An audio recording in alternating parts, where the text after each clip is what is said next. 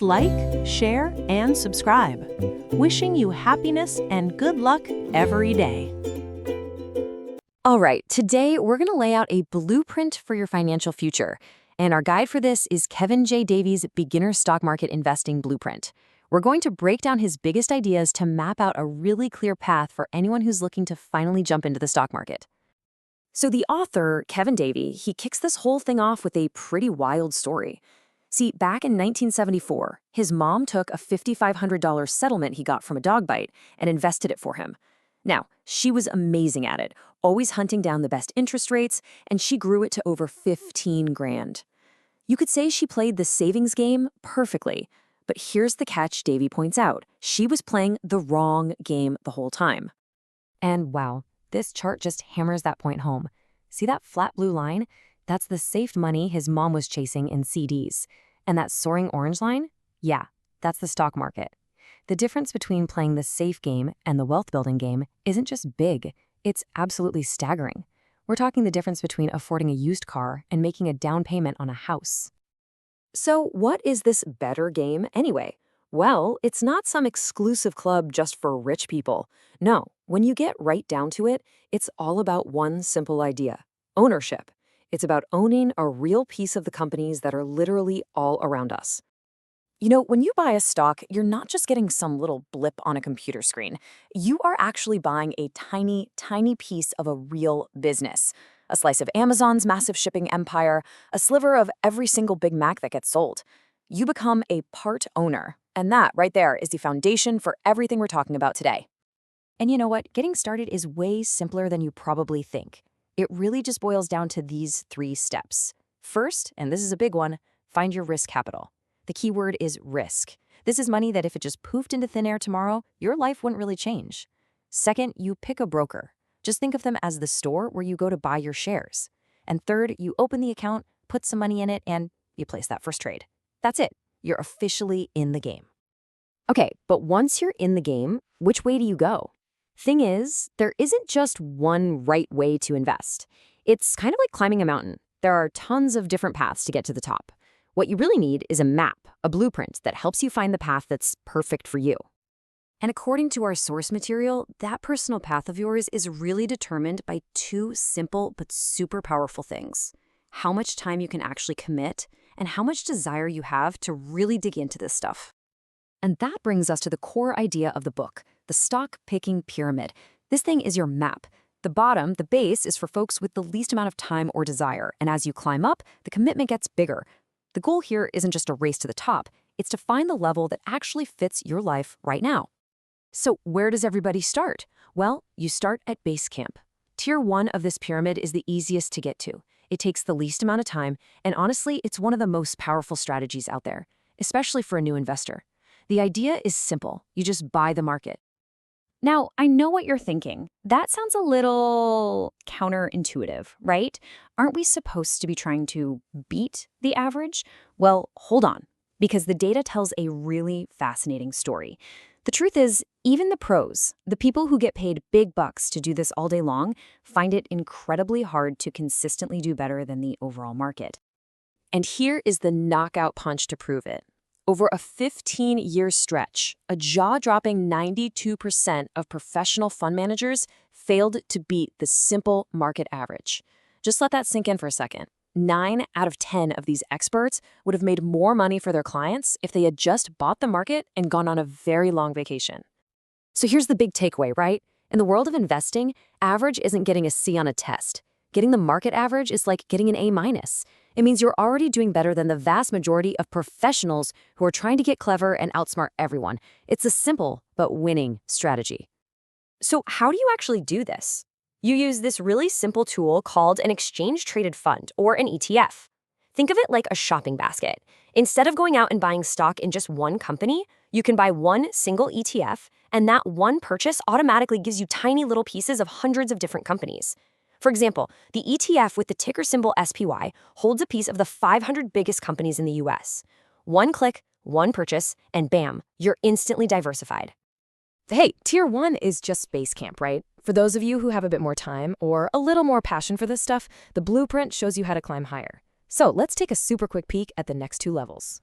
All right, so in Tier 2, you start following the advice of experts, maybe from a financial newsletter you trust or a research service. Your job isn't so much picking the stocks, but picking the right expert to follow. Then, Tier 3 takes that up a notch. You can actually study and copy the public investments of legendary investors like Warren Buffett. You're basically getting to use their billion-dollar research teams for free. But hold on. Before you decide which tier you want to be on or how high up that mountain you're trying to climb, you need a compass. And that compass is knowing yourself. You have to get real with yourself about your goals, how much risk you can handle, and your own limitations. So let's ask some of those tough questions. First off, what's your goal? Are you happy just matching the market's performance, which, as we've already seen, is a fantastic outcome? Or do you really want to try and beat it, knowing full well the risks that come with that? Next, what's your personal pain tolerance? Because the market doesn't just go up in a straight line. Could you handle watching your account drop 20%, 30%, maybe even more, without totally freaking out and selling everything? Your answer here is absolutely critical. And how long are you planning to be in this game? Investing for a down payment you need in 5 years is completely different than investing for retirement that's 30 years away. The longer you have, the more bumps in the road you can afford to ride out. And finally, be brutally honest with yourself on this one.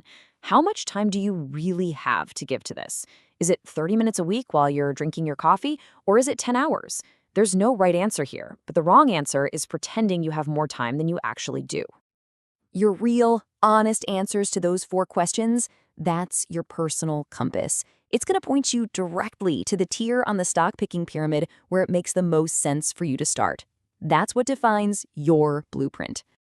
So it all comes down to this one last really important question for you.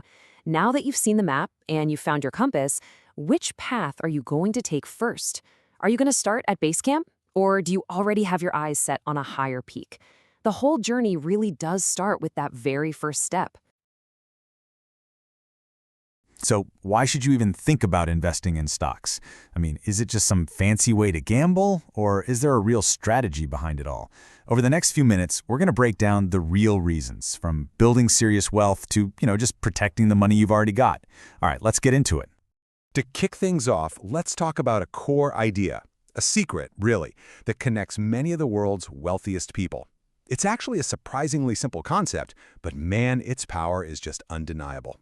Think about these names for a second: a tech revolutionary, a legendary investor, and an e-commerce pioneer. They all built their fortunes in totally different ways, from different generations, but they all wound up at the exact same destination: unbelievable wealth.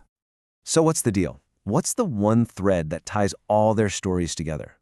It's not just about starting some world-changing company or being a once-in-a-generation genius. No, it's something way more fundamental than that. The secret is ownership, plain and simple. They all own a significant amount of stock in companies. Some they built from scratch, others they just invested in. And that right there, that's the fundamental shift in thinking. See, real wealth isn't just about what you earn in a paycheck, it's about what you own. But listen, investing isn't just a game for the super rich. For most of us, it's actually about playing defense. It's about protecting what we have. Because whether you realize it or not, there's a silent force out there that's eroding the value of your savings every single day. Let me make this real for you. Think about filling up your car. Back in 1970, a tank of gas might have cost you around $5. Today, you're easily looking at $40, $50. That, my friends, is the power of inflation. And it's not just gas. It's the slow, steady price increase of pretty much everything. And this is not a small thing. For the last 80 years or so, prices have consistently crept up between 2 and 7% every single year. Your dollar today will simply not buy as much 10 years from now. It just won't. This is exactly why simply saving money in a bank account can feel like you're running on a treadmill and going nowhere. If your savings are earning, 1 or 2% a year, but the cost of living is rising by 2 to 7%, well, you do the math. Your money is effectively losing value. You're working so hard to save, but your purchasing power is just quietly shrinking. So if saving isn't enough to beat this silent enemy, inflation, then what is? This is where stocks come into the picture. They're not just a way to keep pace, but they can be a powerful engine for actual growth. So just how big of a difference can investing really make? Let's look at a real-world example, because the results, they're honestly pretty staggering. Okay, take a look at this chart. It shows what happened to a $10,000 investment between 2009 and 2019. That flat little blue line at the bottom, that's your money sitting in a standard bank CD. Now see that orange line shooting up? That's the same $10,000, but invested in the stock market. The difference in the outcome is, well, it's dramatic. After 10 years, that investment in the stock market grew to nearly $41,000. Meanwhile, the money in the bank, it barely moved. Here it is in the simplest terms. The bank CD turned your $10,000 into just over $11,000. The stock market? It turned that same $10,000 into almost $41,000. That's the power of capital appreciation. Historically, stocks have returned around 10% per year, which just blows that 1% to 2% from the bank completely out of the water. But, and you knew there was a but coming, right? This is a big one. It is not a magic money machine. It's so crucial to understand the other side of this coin. So let's do a quick reality check on the risks involved here. Unlike a bank account that just slowly grinds its way upwards, stock prices don't always go up. And the moves down, they can be quick, they can be violent, and honestly, they can be pretty scary. This whole experience has a name. It's called a drawdown. All it means is any period when your account is worth less than its previous peak. It's that gut-wrenching, sinking feeling you get when you look at your balance and see it's dropped. To see just how brutal a drawdown can be, look at this timeline from the 2007 financial crisis. Imagine you invested right at the very top. Just over a year later, your investment would have been cut by more than half, down 57%, and it would have taken 5.5 long years just to get back to where you started. And this brings us to the million-dollar question. It's not really about the numbers, it's about your own psychology. Could you stomach seeing your life savings cut in half and then just wait patiently for years for it to recover? Yeah, stock ownership is definitely not for the faint of heart. So, with these incredible highs and these truly terrifying lows, how should we think about all this? Well, it all comes down to understanding the trade-offs and, most importantly, playing the long game. So, it really all comes down to a trade-off. On one hand, stocks offer you the chance to crush inflation and build real long-term wealth, with historical returns hanging around that 10% mark. On the other hand, the journey is a roller coaster. It requires real emotional strength to endure those downturns that are, believe me, inevitable. And this brings us right back to the fundamental goal. The primary reason to own stocks is really simple. It's to have your money grow over time. It's a tool for turning what you have into more than what you started with. Which leaves us with a final question for you to think about. Knowing the potential rewards and really understanding the very real risks, is your money working as hard for you as it could be? Have you ever felt like the stock market is some kind of exclusive, complicated club you're just not invited to? Well, today we are pulling back that curtain. We're going to demystify the whole thing. In this explainer, we'll break down exactly what the stock market is, piece by simple piece. So let's get right into it. So here's our game plan. First, we're going to dig into what stocks actually are. Then, we'll look at what it really means to be a part owner of a company. After that, we'll walk through the practical first steps to get you started. We'll place a virtual trade together, and then we'll wrap up with the most important mindset of all, knowing the huge difference between investing and gambling.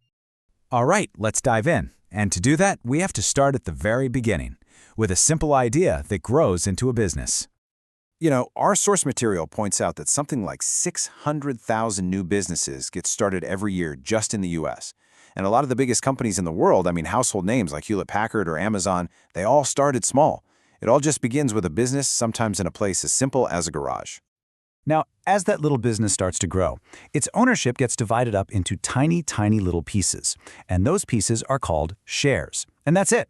That is all a share of stock is, a very small, tradable piece of ownership in a company. So when you buy a stock, you're not just buying some letters on a screen, you're buying a tiny fraction of a real business. So how does that startup from the garage become something you or I can buy on our phones? Well, it's through something called an initial public offering, or an IPO. This is the big moment a private company goes public, offering up its shares for the very first time on major stock exchanges. And that's what makes them available for pretty much anyone to buy and sell. Okay, so let's move on to what owning a stock actually means for you.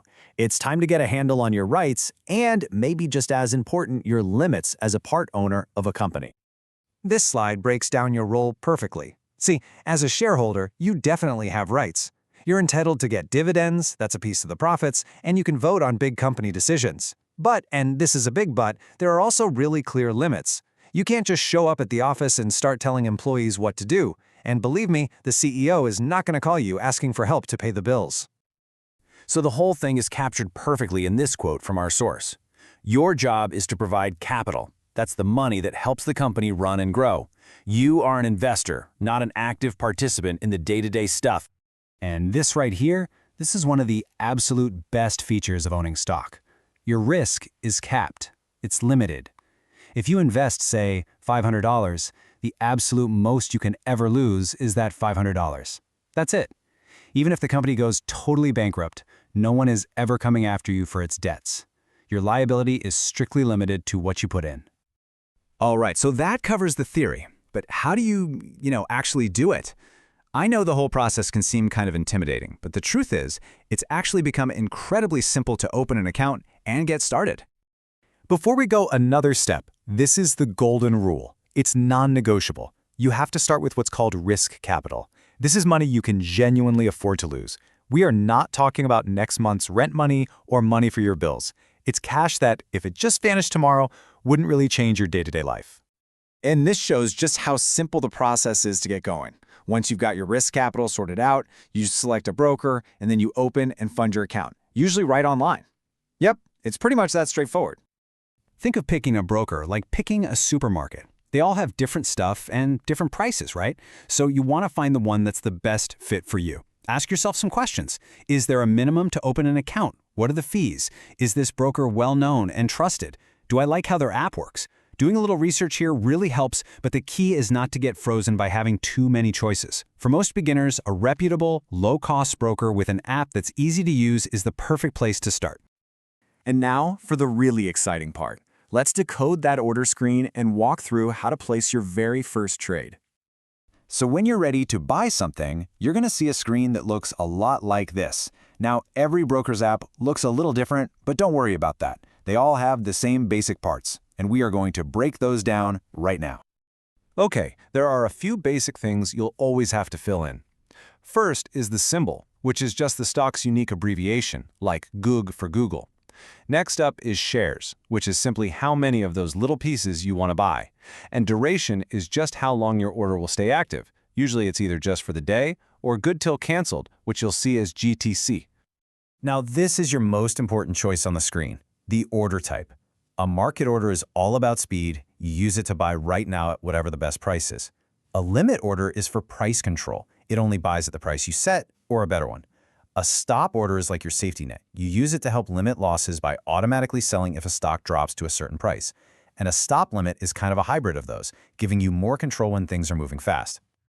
Okay, so now you know the mechanics. You know how the machine works. But before you ever click that buy button, we have to talk about the single most important principle that should guide every single decision you make. I really want to read this quote directly from the source material because it's just that important. It says, using next month's rent money to buy stocks is just gambling and a dumb idea. This is the core idea you have to burn into your brain. Investing is a calculated financial decision. Using money you can't afford to lose, well, that's just making a bet. And this mindset is more critical today than it has ever been.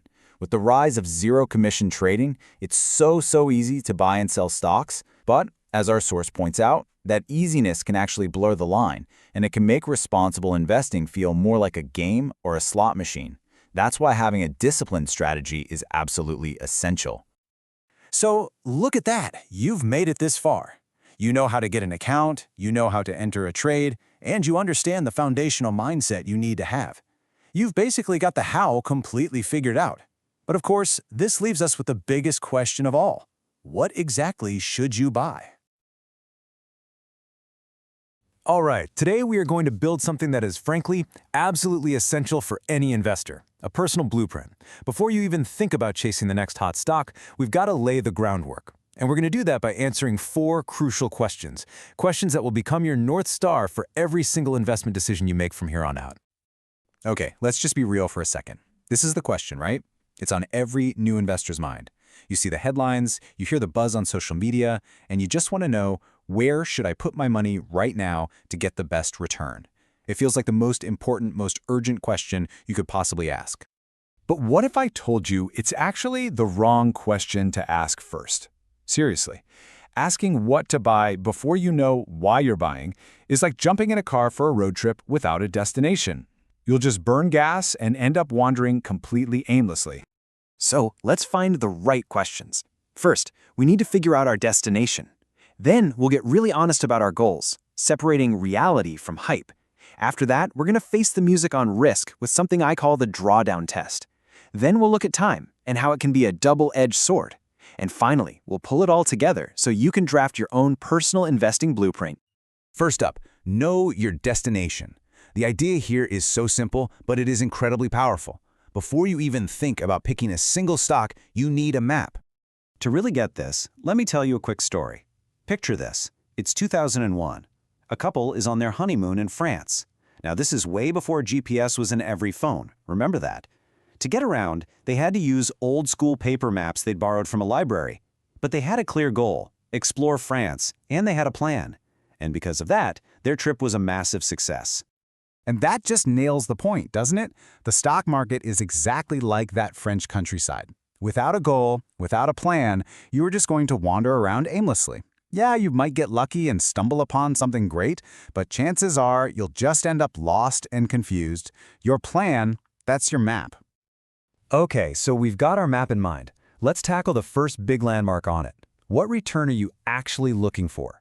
This is where we have to get serious and separate reality from all the noise out there.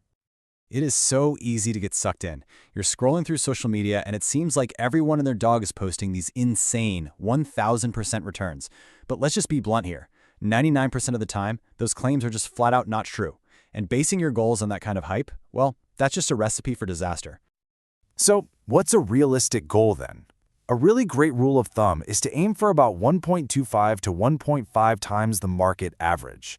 So, if the market, say the S&P 500, averages about 15% a year, a really strong but still achievable goal would be somewhere in that 19 to 23% range. I mean, that's a fantastic return, but it's a world away from those impossible promises you see online.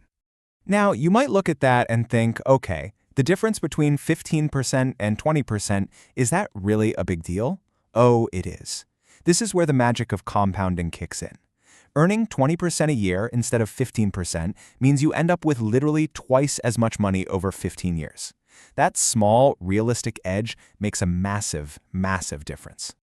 All right, now for a piece of the blueprint that most people completely ignore. Understanding your own tolerance for risk. This is where we run the drawdown test. Look, we just talked about returns, but you can't have that conversation without talking about risk. The real question is, how much turbulence can you actually handle on this flight? The key term you need to get familiar with is drawdown. Now, this isn't just about losing money from where you started. A drawdown measures that painful, gut-wrenching drop your portfolio takes from its highest point. It's really a measure of the psychological pressure you're going to face as an investor. Let's walk through an example to make this crystal clear. Say you start with $10,000. The market's hot and your account grows all the way to a peak of $15,000. You're feeling like a genius, but then things turn south. And by the end of the year, your account is sitting at $12,500. Now, you still made a 25% return for the year, which is great, but that drop from the $15,000 peak, that was a 17% drawdown. That's the number that really tests your nerve. So what do we do with these numbers? Well, if we take your 25% return and we divide it by that 17% drawdown, we get a ratio of 1.47. In general, any ratio above 1 is considered pretty good because it means your returns are bigger than the psychological pain of the drop. So, 1.47, that is an excellent result. It means you're being really well rewarded for the volatility you had to live through. This brings us to our final two questions, and they both revolve around your single most valuable asset, time. But as you're about to see, time is a double-edged sword. It has two very, very different sides to it. The first side of that sword is your time horizon. And put simply, it's just this. How many years do you have for your investments to grow? Are you saving for a retirement that's 40 years down the road or one that's just 5 years away? Your answer to this question changes, well, pretty much everything. A 25-year-old with decades ahead of them can afford to take on more risk, maybe focus on high-growth stocks. But a 65-year-old, they need stability and income. So they'd be looking at something totally different, like low-growth, dividend-paying stocks. It's the same market, but they're using completely different maps. Now for the other edge of that sword. This isn't about years, it's about hours. How much time can you realistically, honestly dedicate each week to researching, studying, and managing your investments? Being honest with yourself here is absolutely critical. If you're already working 70 hours a week and have a family, you cannot pursue a strategy that requires 15 hours of deep market analysis. It's just not sustainable. The time you have available will dictate the kind of investing road you can actually travel down. And that brings us to the grand finale, drafting your personal blueprint. Once you've answered these 4 big questions, you create this incredibly powerful filter, a filter for every single investment decision you will ever have to make. So here they are, all in one place. These are the 4 questions you need to answer before you buy any stock. What's my target return? What's my maximum acceptable drawdown? What's my time horizon? And how much time can I commit? This is your personal map. Answering these questions gives you a plan. It gives you a destination. It stops you from wandering aimlessly and empowers you to navigate the market with purpose, with confidence. So I'll leave you with this one last thought. Before you ever ask what's the best stock to buy again, first ask yourself, what's my destination?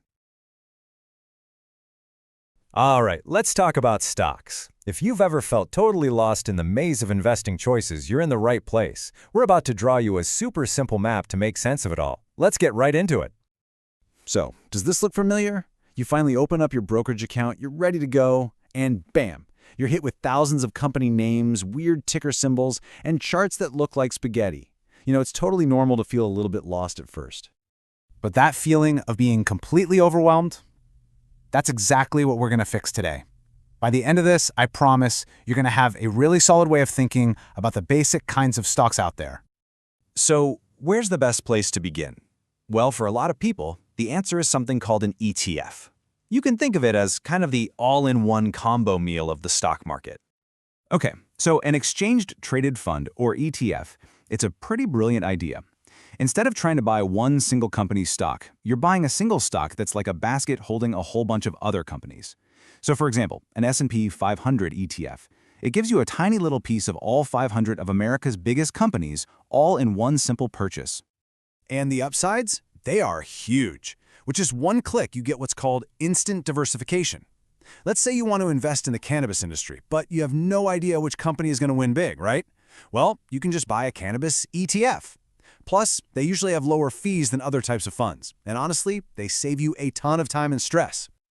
And you don't have to take my word for it. The trend is super clear. I mean, look at this chart. Investors are basically voting with their wallets. The money pouring into these passive funds, like ETFs, is catching up to, and in some cases even blowing past, the old-school actively managed funds. It's obvious people really like the simplicity and the lower costs.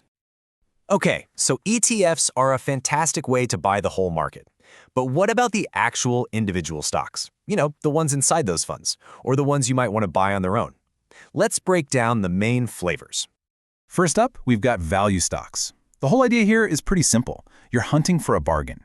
These are companies that, for whatever reason, the market is kind of overlooked or maybe unfairly beaten down. Value investors believe their price is eventually going to climb back up to reflect what the company is really worth. This quote just says it all, doesn't it? It's like buying something worth $10 but only paying $8 for it. You're trying to find a dollar's worth of a company for, 80 cents. The trick, of course, is being right about what that company is actually worth in the first place. Next up, dividend stocks. These are usually really established companies that decide to share their profits directly with you, the person who owns the stock. They'll literally send you a cash payment, usually every 3 months. It could be a nice, steady stream of income on top of whatever the stock price itself is doing. And then you've got the total opposite of slow and steady, growth stocks. These are the sprinters of the market for sure. Think of young, innovative companies whose profits are just growing at a wild pace. Now, they're often higher risk, but for investors with a long time horizon, they can be a really powerful engine for growing your portfolio. Now, on the other end of that spectrum are the blue chip stocks. These are the giants, the household names you already know and probably use every day. Think of a company like Walmart. They're huge, they're financially solid, they've been around forever, and they're seen as these pillars of the market. And you'll notice some overlap here. A blue chip can totally be a value stock or it can pay a dividend. These categories, they're not always mutually exclusive. This just puts it perfectly. These are the kinds of companies you would tell your grandma to invest in. Now look, no stock is ever 100% risk-free, but blue chips are generally seen as about as stable and reliable as they come. The goal here usually isn't some crazy explosive growth, but steady, dependable performance over the long haul. All right, now we have to venture into let's call it the riskier neighborhood of the market. Now that we've got the basics down, we really need to talk about two categories that come with a big flashing warning label: penny stocks and IPOs. And the difference here is just night and day. While blue chips are these stable giants trading on major exchanges like the New York Stock Exchange, penny stocks are often these tiny, unproven companies trading for, literal pennies. And they're usually on these less regulated over-the-counter markets. This just makes them incredibly volatile and, unfortunately, a perfect target for manipulation. So one of the most common scams you hear about is the pump and dump. Here's how it works. Somebody buys a ton of a basically worthless stock. Then they go online and hype it up. They create this buying frenzy to pump up the price. And then, once the price is artificially high, they dump all of their shares for a huge profit, which causes the stock to crash and leaves everybody else holding a worthless bag. It's a classic scam you've got to watch out for. An IPO, or initial public offering, that's just when a private company decides to go public for the very first time. And while it can be super exciting, you have to remember these are often newer companies, which makes them inherently risky. The stock price can be all over the place in those first few days of trading, and honestly, some companies hit their all-time high on IPO day and never get back there again. Okay, so we have covered a lot. ETFs, value, growth, blue chips, and even a super high-risk stuff. But how does this all actually fit together into a real strategy? Well, the next layer of organization you've got to know about is something called sectors. See, the whole market is divided up into different industries or sectors, kind of like slices of a pie. And a really key idea in investing is diversification. You know, the classic advice to not put all your eggs in one basket. Owning stocks across a bunch of different sectors like technology and healthcare and financials, it helps protect you if one of those industries has a really bad year. So if tech stocks are down, maybe your healthcare stocks are up, which helps balance out your whole portfolio. So right about now, you might be thinking, oh great, now I have even more choices to make. A healthcare growth stock, an energy value stock. It can feel like we're right back where we started, with that feeling of being totally overwhelmed. But listen, this right here is the most important point of this entire explainer. Do not let all these labels paralyze you. The goal isn't to own one of every single type of stock. The goal is so much simpler than that. Find good companies and just make sure you own a variety of them across different industries. That's it. And that, of course, is the million-dollar question, isn't it? We've mapped out all the categories, but figuring out how to spot a good company within any of them, well, that's the real art of investing. It's the next step on your journey, and it's the true foundation for building a portfolio that lasts. So you want to pick a stock, but where do you even start? It can feel a little overwhelming, right? Well, in this explainer, we're going to build a simple, straightforward blueprint to help you make smarter investment decisions. Okay, let's imagine you've done some research. You've landed on a company you're pretty excited about, maybe a big name like Facebook. But then the really hard part kicks in. How do you know if it's actually worth buying? And is right now the right time to pull the trigger? So here's what we're going to do. We're going to build a blueprint to help you answer those exact questions. We'll start with the two big philosophies of stock analysis, help you figure out what kind of trader you are, cover the golden rule of money, and then we'll put it all together. All right, so when you get right down to it, analyzing a stock really boils down to two major schools of thought. Think of them as two totally different lenses for looking at the market. First up is what's called fundamental analysis. This is where you put on your detective hat. You're not just glancing at the stock's price, you are digging deep, investigating the company itself to figure out its real, underlying value. So what are your clues? Well, you're digging into the company's financial statements. You're looking at things like the price-to-earnings ratio, which basically helps you see if a stock is cheap or expensive compared to its profits, and you're combing through the fine print of annual reports. It's detailed work for sure, but it's all to answer one key question. Is this company actually healthy and valuable? Okay, now for the other side of the coin, technical analysis. And this approach, it's a whole different ballgame. You're less of a detective and more of a crowd psychologist. The core idea here is that all that fundamental stuff, all that detective work, is already baked into the stock's current price. And this is their main weapon, right here, the price chart. They're not sifting through company reports, nope. They are studying the history of the chart itself, looking for classic patterns. You might have heard of things like a head and shoulders, believing that how the price moved in the past can give you clues about where it's headed. For them, the price tells the whole story. So here's the bottom line. The fundamental detective wants to know why a company is valuable, focusing on its long-term health. The technical psychologist, on the other hand, is obsessed with what the price is doing right now, looking for those short-term trends. You've got to decide which lens makes the most sense to you. Now, which one of those you lean towards often comes down to what kind of player you want to be in the market.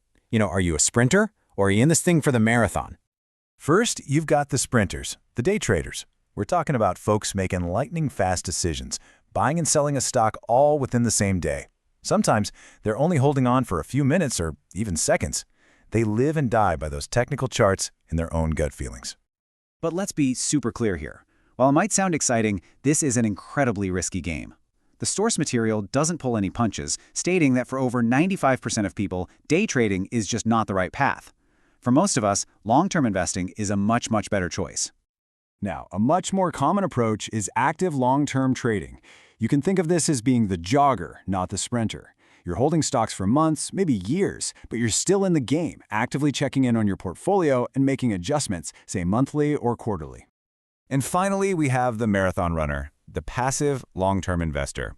Honestly, this is the classic set-it-and-forget-it strategy, and it's perfect for things like retirement accounts. Here, you're thinking 10+ years down the road, often using broad market ETFs and just letting your investments grow for decades. Okay, hold on.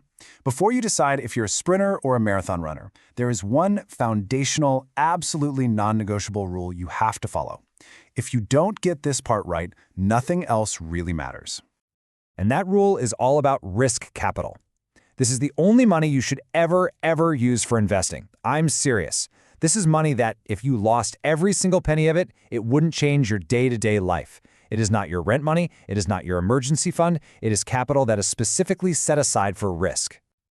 Okay, so how do you even get this risk capital? Well, a really simple rule of thumb to start with is to aim to save 10% of your income. I know, it might sound like a lot at first, but it's a lifestyle choice that lets you build a really significant sum over time. And to make that happen, you've really got to get your financial house in order. What does that mean? It means 1, track your spending. You need a budget to see where your money's actually going. 2, commit to that 10% savings goal. And 3, and this is a big one, avoid high-interest debt like credit cards that can just completely wipe out your savings. All right, so we've talked about the big ideas, the different player types, and that golden rule of capital. Let's put it all together into your own personal blueprint. So here it is, your blueprint. Step 1, choose your philosophy. Ask yourself, am I the detective or the psychologist? Step 2, know your trading style. Are you a sprinter, a jogger, or a marathon runner? Step 3, are you following the golden rule? Are you only using risk capital? And finally, step 4, are you actually building that capital with solid financial habits? Look, this framework isn't designed to give you a hot stock tip for tomorrow. Not at all. The whole point is to give you the tools to think for yourself and make your own informed decisions. So now that you have the blueprint, the real question is, what are you going to build with it? So today, we're going to break down a really powerful framework for thinking about stock investing. Think of it like a map that can help you figure out your own personal style and navigate all the different strategies out there. Have you ever felt just completely lost in the world of stocks? Overwhelmed by all the options? If you have, trust me, you are not alone. It can seriously feel like you're at a crossroads with 100 signs all pointing in different directions. So let's start by tackling that confusing maze head-on. The goal here is to find a clear path, one that makes sense for your own investing journey. I mean, you hear about all this stuff, right? Index funds, what the legends are doing, day trading, algorithms. It's a lot. And the big question is always, well, where do I even start? Which one of these paths is the right one for me? Well, that's exactly where this framework comes in. We're going to turn that confusing maze into a clear map, a guide you can actually follow. Okay, let's get into it. And here it is, the stock picking pyramid. The idea behind this is actually pretty brilliant in its simplicity. Each level you see is organized by just one key thing, how much time and effort you're willing to put in. Down at the bottom, you've got minimal effort, and as you go up, the commitment gets much bigger. Now, this is super important. You have to see this as a map, not a ladder. There's zero pressure to climb all the way to the top. This is all about exploring the different territories and finding the one that really fits your life, your goals, and your personality. And of course, every good map needs a legend to help you read it. So, to figure out where you might fit on this pyramid, you want to ask yourself 4 questions. What kind of returns are you aiming for? How much risk can you stomach? Are you in this for the long haul or the short term? And, maybe most importantly, how much time can you realistically commit to this every week? With that in mind, let's start our journey at the base of the pyramid. These are what we'll call the foundational paths, and they're all about simplicity and focusing on that long-term growth. So we're focusing right here on these bottom 4 tiers. This is where a ton of investors start, and honestly, it's where many really successful investors are happy to stay for their entire lives. So what are we talking about here? Well, Tier 1 is the classic buy the market, which is just putting your money in something like a low-cost S&P 500 index fund. Tier 2 is where you might follow recommendations from a broker or a newsletter you trust. In Tier 3, you're following the legends, basically mimicking the public moves of big-name investors like Warren Buffett. In Tier 4 is where you build your own portfolio, but you're doing it by picking a mix of different ETFs or funds, not digging into individual stocks. So what's the common thread that ties all of these together? They are all designed for people who don't have hours and hours to spend on research. You're basically leveraging the broader market or the expertise of others, which can be a super effective and smart strategy. Okay, now let's start climbing a little higher up the pyramid. We're moving into the advanced routes. This is where investing becomes a much more active, hands-on sport. So, our focus is shifting to the top half of the pyramid. This is the territory of the deeply involved, do-it-yourself investor. This part of the journey kicks off at Tier 5, where you actually start picking your own stocks. Then Tier 6 adds another layer of complexity. You're trying to time the market, predicting the ups and downs. Tier 7 gets even more technical. You're building your own trading algorithms. And all the way at the top, Tier 8, you have the exotic approaches, using things like options and futures. And here's the absolute key for these higher tiers. The time commitment is no joke. This isn't a passive activity anymore. For a lot of people, this becomes a serious hobby or even feels like a part-time job. It really demands your full attention. All right, so you've seen the whole map, from the base to the peak. Now let's talk about the rules of the road, the key things to remember when you're choosing your own journey. This right here, this might be the single most important takeaway from this entire framework. More time and more effort invested at the higher tiers does not, I repeat, does not guarantee you a better return. In fact, and you really need to let this sink in, it is absolutely possible to try really hard at those top tiers and end up doing way worse than someone who just stuck with Tier 1. And that's before you even think about putting a value on all the hours you spent doing it. It's a perfect reminder that more complex doesn't always mean better. So, as you think about this, just remember 3 key principles. First, there is no best tier. Success is possible at every single level. Second, you don't have to pick just one. You could have most of your money in Tier 1 and a small fun money account to play around in Tier 5. And third, none of this is set in stone. You can, and probably should, move between tiers as your life and your goals change.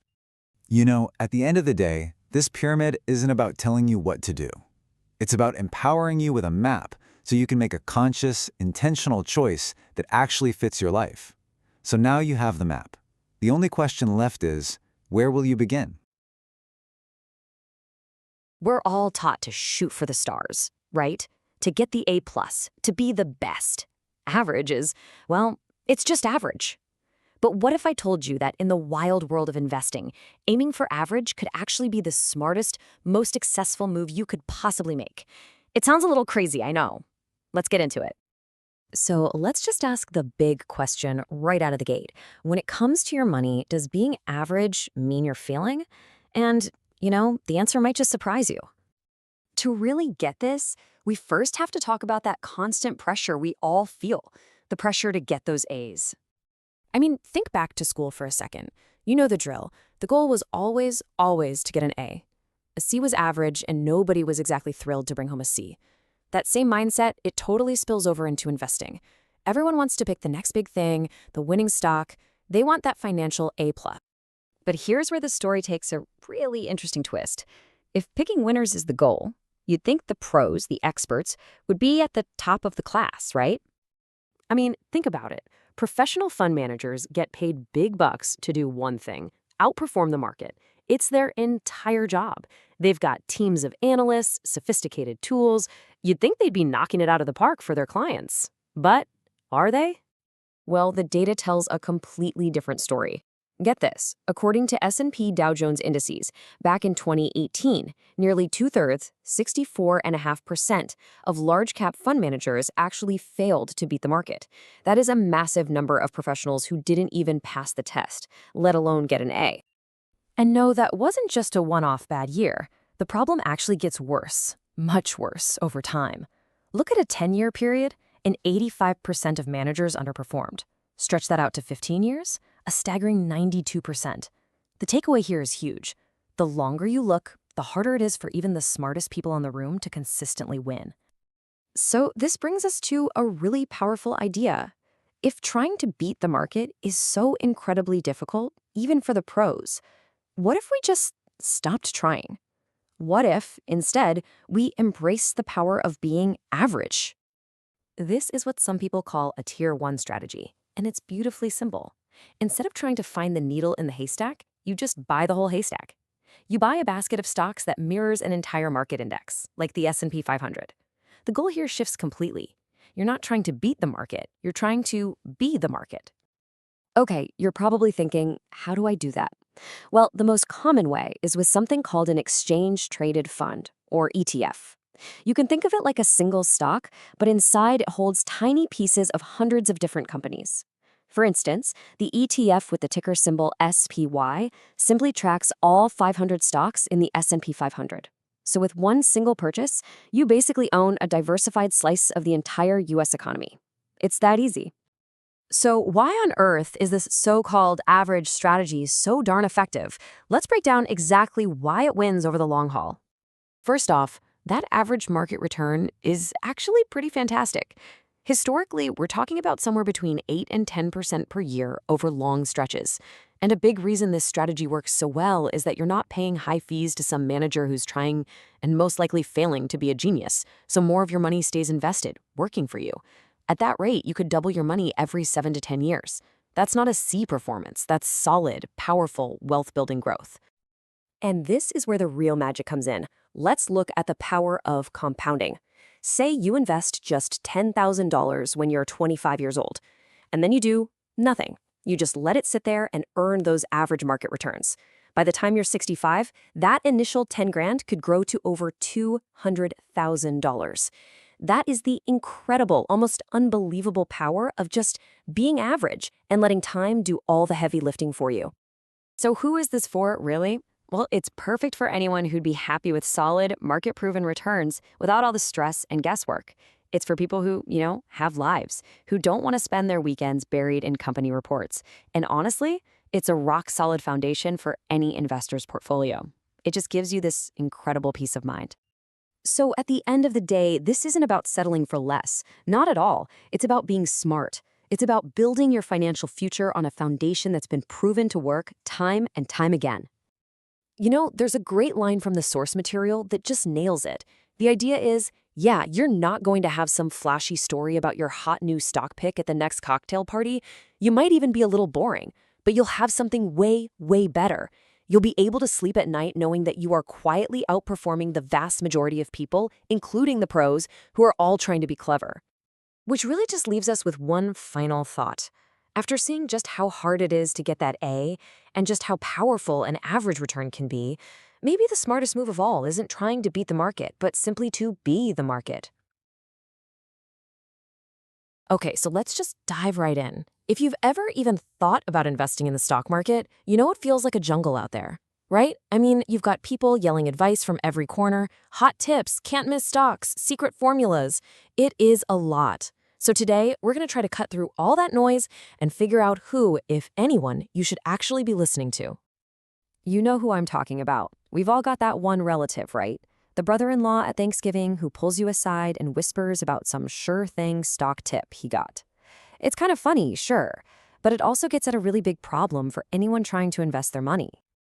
And that's really the multi-million-dollar question, isn't it? Once you get past the family gossip, there is this huge industry just booth on telling you where to put your cash. But who actually has your best interest at heart? Well, that's what we're here to figure out. First up, let's look at the folks who seem the most legitimate, the professionals. We're talking about stockbrokers and all those investment newsletters that are probably flooding your email inbox right now. So, let's start with your broker. It is so easy to think of them as your personal guide to the market, but you have to remember what their job really is. Even when the entire market is crashing and burning, they will probably have a great stock for you to buy. Why? Well, because their paycheck often depends on the commissions they make from your trades.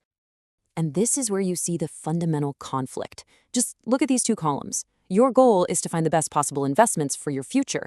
Their business model, a lot of the time, is just to generate trades to earn commissions. See how those two things might not always be the same?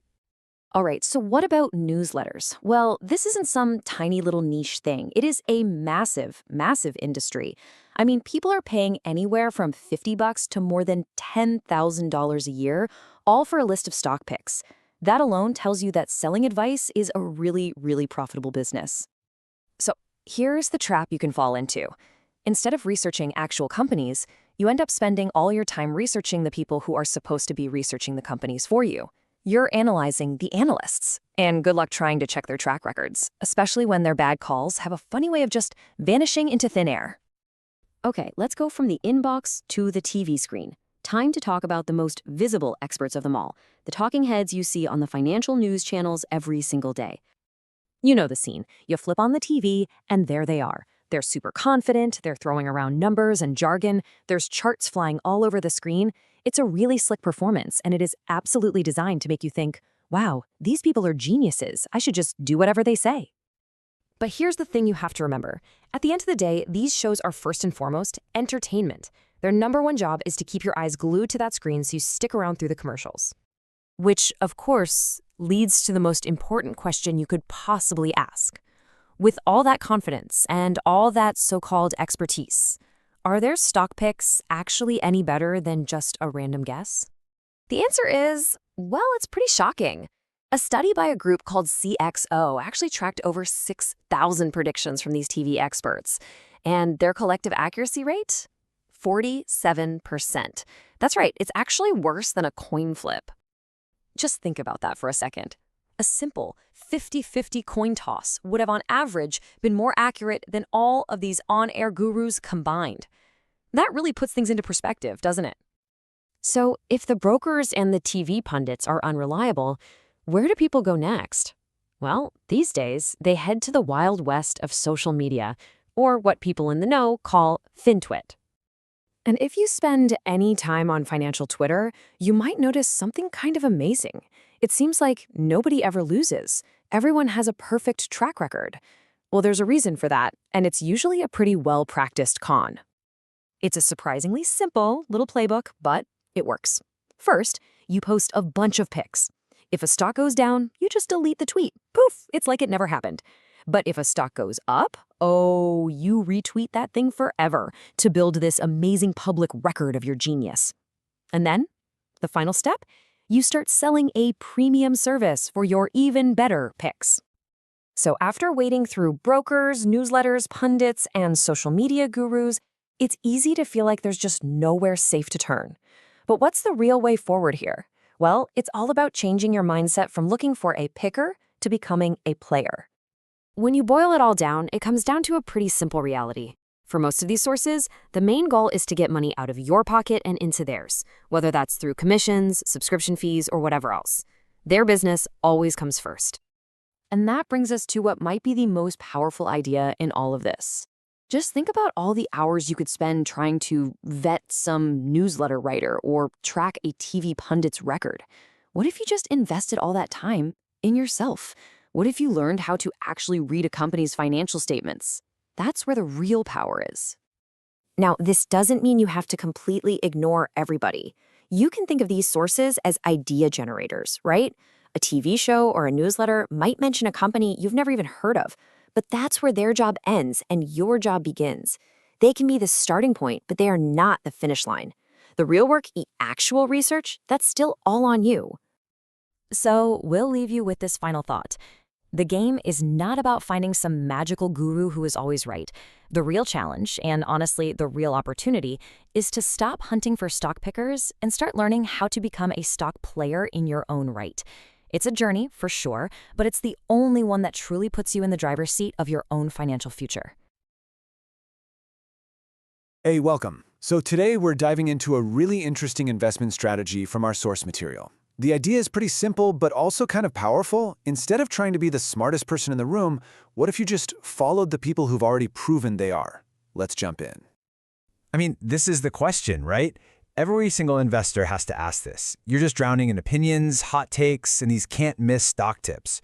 In this absolute ocean of financial noise, just figuring out who actually knows what they're talking about, well, that's the whole game right there. And this really spells out the choice you have. I mean, on one side, you've got anonymous accounts on Twitter, random newsletters, groups you have no reason to trust. And then, on the other side, you have billionaire investors. We're talking about people whose entire legacy, their entire fortune, was built on the back of their stock market decisions. The difference in their track records is, well, it's billions and billions of dollars. So yeah, this brings us right to the heart of the problem we're looking at today, what we're calling the investor's dilemma. How in the world do you find a strategy you can actually believe in when you're surrounded by so much junk advice? And this is where our source material offers up a solution that is almost shockingly simple. Just forget about trying to reinvent the wheel. The core idea is to simply follow the legends. And that leads to the obvious question you see here. Yeah, why not just copy the best? And you know, the logic is just so hard to argue with. The source says it perfectly. Trying to claim that copying Warren Buffett is a bad idea, that's a tough sell. This isn't a guy who just got lucky. He became a billionaire because of the very decisions we can now see and study. It's a strategy that's built on a foundation of, proven success. So who exactly are we talking about here? Well, our source points to some of the biggest names out there. You've got Warren Buffett, of course, the Oracle of Omaha. You have Bill Gates, founder of Microsoft, and then you've got these major activist investors like Carl Icahn and George Soros. These are the guys who buy up huge chunks of companies specifically to force changes. These are the blueprints we're going to be looking at.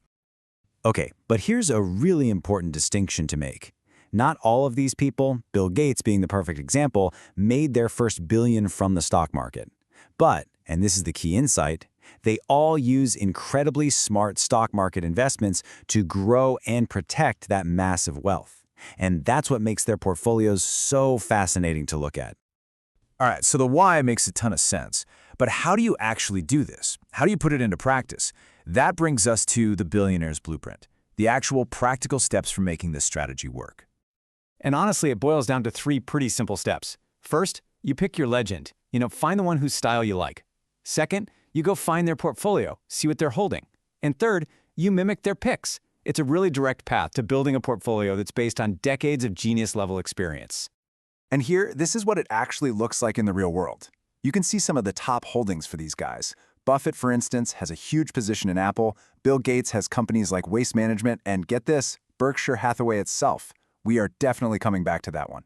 This just makes the whole idea real, Now you're probably thinking, okay, great, but where do I find this stuff? Well, the source points to some awesome resources, like the Investors Podcast website. They actually track and update these portfolios for you. So the information isn't some secret, it's right there, available for you to find. But of course, it can't be that easy, right? And you'd be right. There are some challenges. And the biggest one pops up right after you find the portfolio. So let's talk about the main hurdle you're going to have to deal with. And here it is. This is the big one. These investors, they don't own just 5 or 10 stocks. Their portfolios are massive, dozens, sometimes hundreds of companies. As a normal person, there's no way you can just go out and buy all of them. So how do you possibly choose which ones to actually buy? So our source offers 2 really clever ways to handle this. The first one is called random selection. You just randomly pick a handful of their stocks. Now, I know that sounds weird, but it's actually brilliant because it gets your own personal bias out of the way. You won't just pick the names you know, like Apple. You might end up with some amazing industrial company you've never even heard of. The other way is what I'm calling the Buffett shortcut. You just buy stock in his company, Berkshire Hathaway. That one move basically gives you his entire portfolio. Now, speaking of that shortcut, I want you to just stare at this number for a second, 50%. Let that sink in. What in the world of billionaire investing could that number possibly mean? It's just incredible. 50%, half, of Bill Gates' personal stock portfolio is invested directly in Warren Buffett's company. I mean, wow, it is the ultimate proof of concept. You have one legend literally following another. Bill Gates himself is taking the Buffett shortcut. If you needed one fact to validate this whole strategy, this is it. So after all that, where does this leave us? Is this just a lazy shortcut, or is it actually a really smart move? Let's kind of break it all down for the final takeaway. So let's weigh it out. On the pros side, it's super simple, it doesn't take a lot of your time, and you're leaning on these unbelievable track records. But the cons side is really, really important. Their portfolios can be complicated, and this is the biggest disclaimer in all of finance for a reason. There is zero guarantee that what worked in the past is going to work in the future. So, when you boil it all down, here's what's really going on. When you follow a legend, you're making a bet. You are betting that the very same skill, the same discipline, and the same vision that made them a billionaire in the first place is going to keep working. It's a bet on the person and their track record, plain and simple. And that really brings us to the final question I want to leave you with. Is a strategy like this a genuine shortcut to getting rich? Or is it maybe just a much smarter, much more grounded place to start than trying to listen to all that noise online? That, I think, is for you to decide. Thanks for tuning in. All right, let's be real for a second. Have you ever thought about investing, but then you just stopped because you were absolutely terrified of picking the wrong stock? You know that feeling, right? That little voice saying you're going to pour your hard-earned savings into some company that just tanks. Well, that fear is super common. But today, we're going to break down a really powerful strategy that lets you invest in big ideas without having to bet the farm on just one company. So how do you actually do it? Let's dive in. Okay, so first up, let's talk about the big problem here. It's what I like to call the stock picker's gamble. I mean, trying to pick individual winning stocks, it is a super high-stakes game. So let's actually visualize what's on the line. So take a look at this. It really shows you the power of diversification in a nutshell. On the left side, you've gone all in on one stock. If that company goes under, well, you're in big trouble. You could lose everything. But now look at the right side. Here, you've spread your money across 10 different stocks. So if one of them crashes, yeah, it's going to sting a bit, you'll feel it, but you're not crushed. You're still in the game. And that simple idea right there is the absolute key to managing your risk. Okay, so if picking single stocks is such a gamble, what's the alternative? I mean, there's got to be a safer way, right? Well, there is. It's a solution that basically lets you buy the entire haystack instead of driving yourself crazy looking for that one single needle. And it all comes down to the power of what we'll call the basket. And that basket has a name. It's called an exchange-traded fund, or you'll hear it called an ETF. Now, I know that might sound a little complex or jargony, but the idea behind it is actually super simple. Think of it like this. It's a fund you can buy and sell on a stock exchange, just like you would with a single stock, like Apple or something.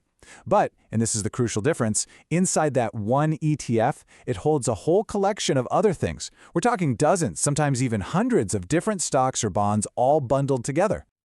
This is the perfect way to think about it. Instead of trying to pick just one or two healthcare companies, hoping you found the winner, you just buy the whole basket of them.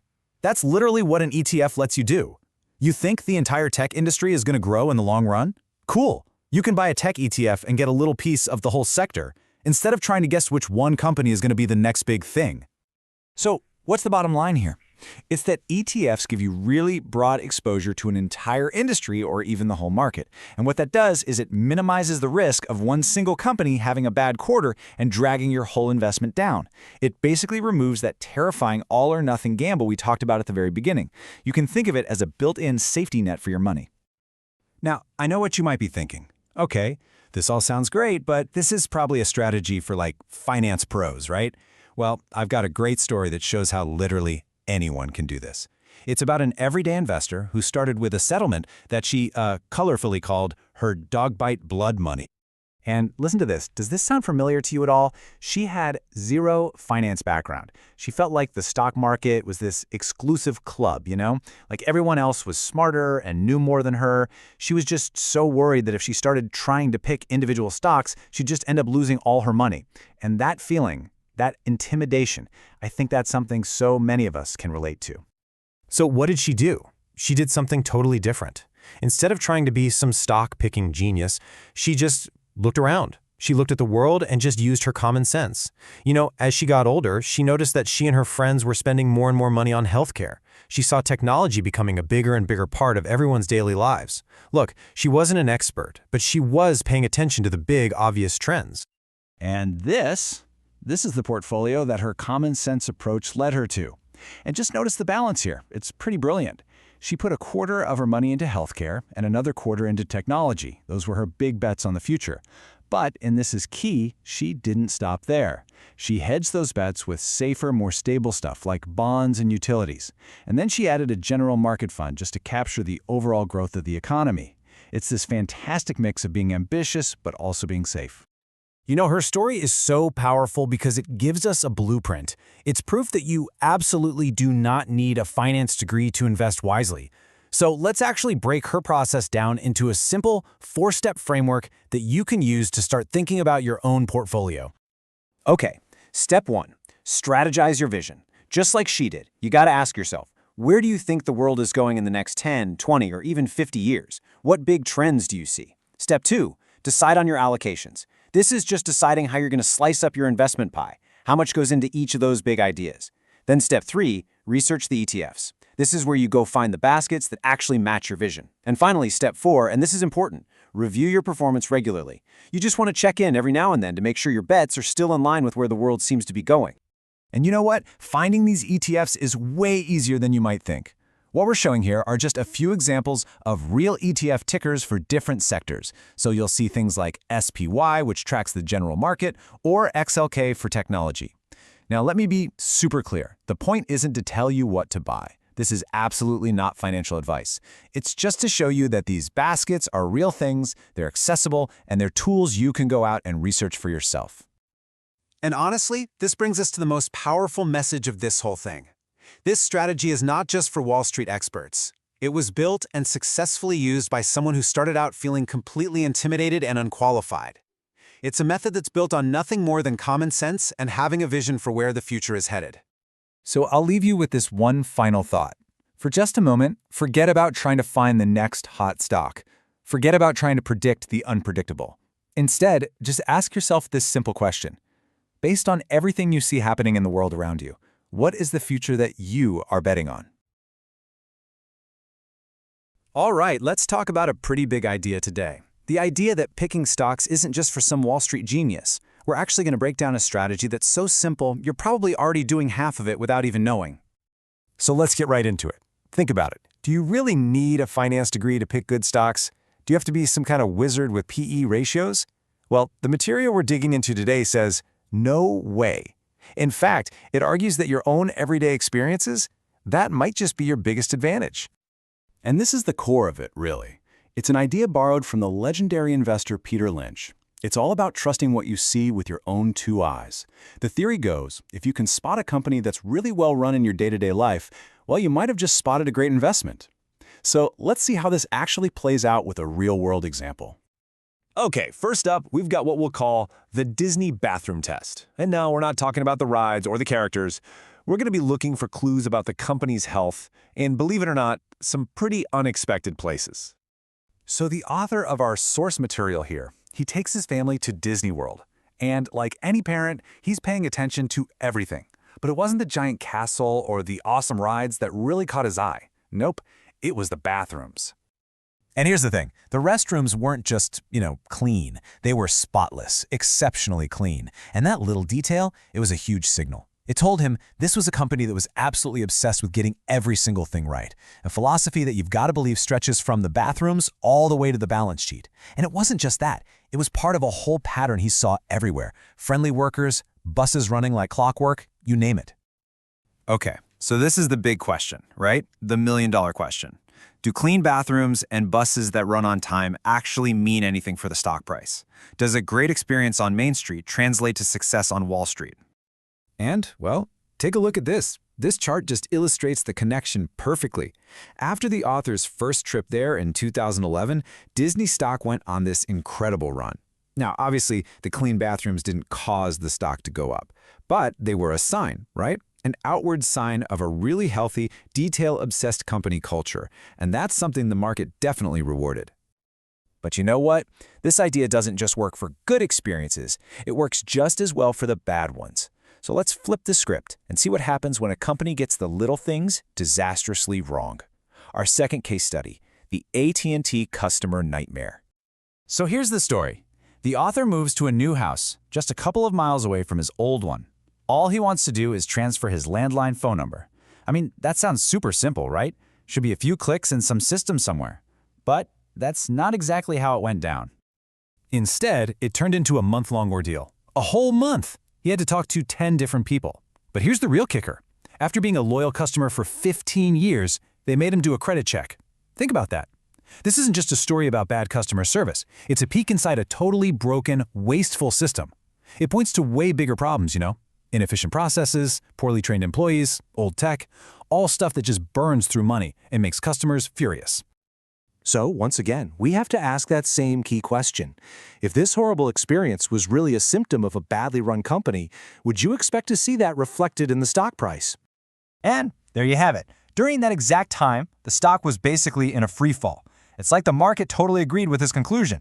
That terrible customer experience was a huge red flag, and the stock chart pretty much confirmed everything he was thinking. I mean, when you put these two charts side by side, the story is just crystal clear. On one side, you've got Disney, a company obsessed with the little things, delivering an amazing experience. On the other, you've got AT&T, a company that couldn't even handle a simple request. Two completely different experiences and, well, two completely different looking stock charts. So look, this is more than just a couple of interesting stories. It's actually a repeatable method. Let's break down how you can use this whole investing with your eyes strategy for yourself. And it really is this simple. Step 1, just observe. Pay attention to the companies you interact with every day. Step 2, conclude. Based on what you see, form a judgment. Is this company run well or is it a mess? And then, step 3, verify. This is the quick reality check. Pull up the stock chart. Does the price trend seem to agree with what you concluded? And hey, if you're still thinking, come on, it can't be that simple. Get this, the author actually taught this exact 3-step method to his kids, who are between 9 and 13. They didn't need to know a thing about earnings per share. All they had to do was pick companies they already knew and liked from their own lives, like Apple, Google, or Activision. Okay, so let's wrap this all up. This idea of investing with your eyes. Now, like any strategy, it's really important to know what it's good for and, well, what it's not. So, the pros? It's super simple and intuitive. It uses the expertise you already have just from living your life. But of course, there are cons. You're naturally going to focus on consumer brands, right? Which means you might miss out on some amazing industrial or B2B tech companies. And this is the big one. This is not a substitute for real deep analysis. A stock that's going up could be about to fall, and one that's falling could be an amazing bargain. Think of this method as a great way to find ideas. It's the starting point, not the finish line. But in the end, it all comes back to this one powerful idea. Don't ignore your own judgment. Your everyday life is literally a goldmine of information about how these companies are really doing.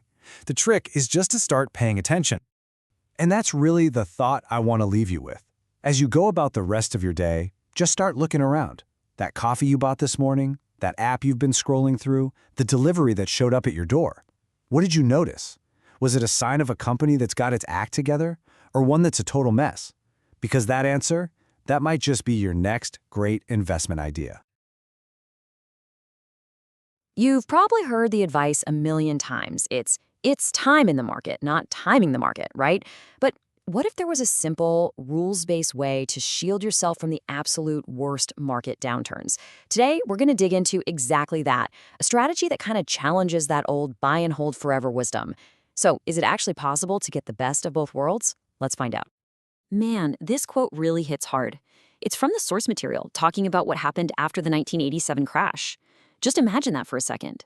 You work your entire life, you've got your retirement all planned out, and then poof, it's snatched away by a sudden market collapse.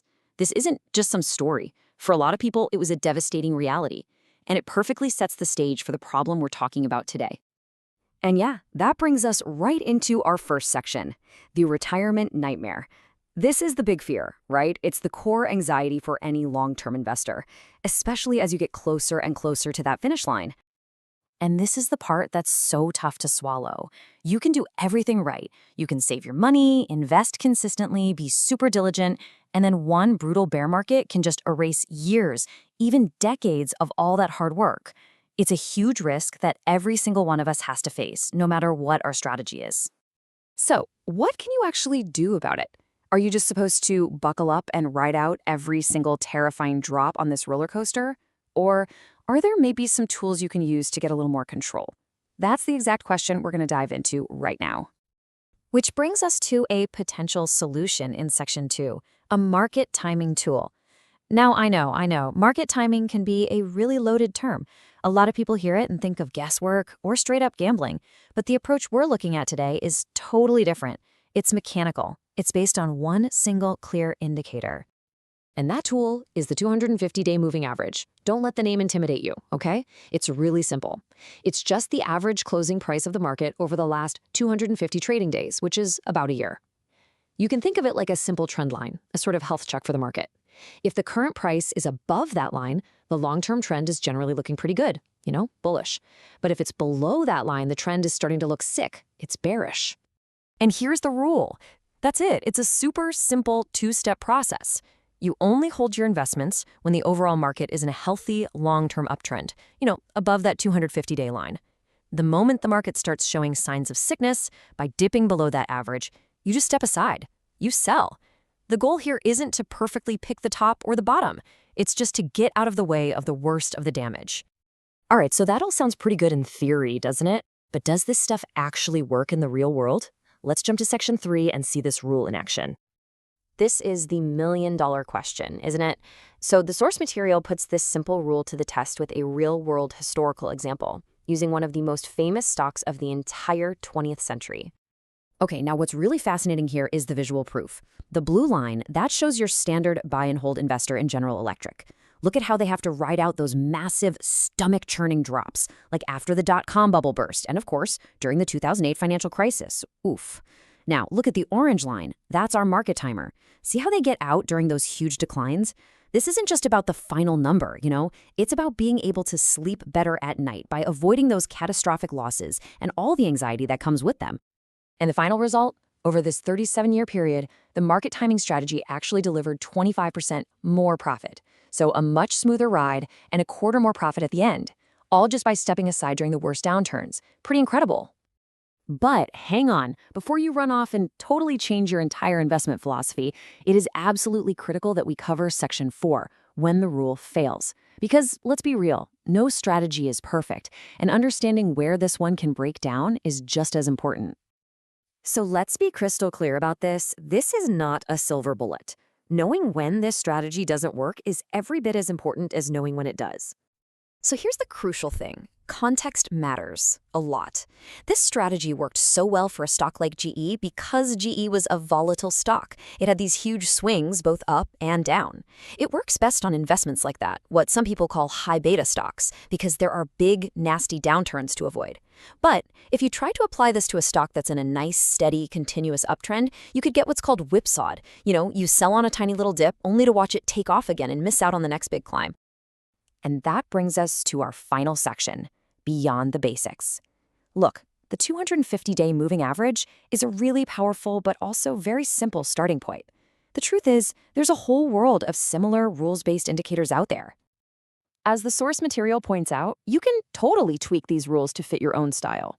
For example, instead of using the general market's average, you could just use the individual stock's own 250-day average. Or, hey, maybe you want to use a shorter time frame, like a 3-month average, so you can be a bit more responsive to market changes. The possibilities for creating a system that works for you are pretty vast. And this slide right here shows that perfectly. You can see our 250-day moving average rule there at the top, but look below it. There's another tool called the Relative Strength Index, or RSI. You can think of it kind of like a momentum meter. It helps you see if a stock has gone up or down too fast, too soon, signaling it might be overbought or oversold. It's just one more example of how you can use data to create simple, clear rules for buying and selling. And that really leaves us with this final fascinating question to think about. A simple rule, like the one we've just talked about, can clearly add value and, more importantly, reduce risk. But the market itself is, well, it's infinitely complex. So the real challenge for any investor is figuring out where you land on that spectrum. How do you balance having a simple, effective system with the constant temptation to overcomplicate things in the face of all that market chaos? That's definitely something to chew on. All right, today we're going to try and demystify the complex and, let's be honest, often misunderstood world of algorithmic trading. We're going to break down what it is, what it isn't, and what it really takes to make it work. So let's start with the dream, right? The pitch for algorithmic or algo trading is just so seductive. It's this idea of a perfect, automated, money-making machine just humming away in the background for you. I mean, come on, who wouldn't want that? It sounds like the absolute ultimate solution to investing, a way to completely remove human error, greed, and fear from the whole equation and just let pure, cold logic take the wheel.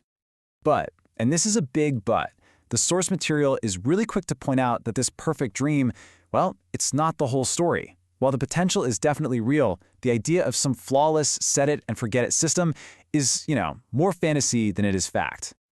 Okay, so let's really dig into this contrast. We'll take a look at the powerful fantasy of the perfect robot trader, and then we'll get our feet back on the ground with the difficult, but maybe, just maybe, rewarding reality. So, what is an algo, really? Well, at its very core, it's nothing more than a recipe. It's just a set of strictly defined rules that a computer follows to the absolute letter. No discretion, no gut feelings, no human judgment involved whatsoever. And what's kind of wild is the sheer range we're talking about here. An algorithm can be as dead simple as the 2-line command you see on the left, or it can be a 50,000-line behemoth cooked up by a whole team of PhDs at a huge hedge fund. The basic idea is exactly the same, it's just the complexity that skyrockets. Whether it's 2 lines of code or 50,000, the one single principle that unites all algo trading is this: an absolute, unwavering commitment to just following the preset plan.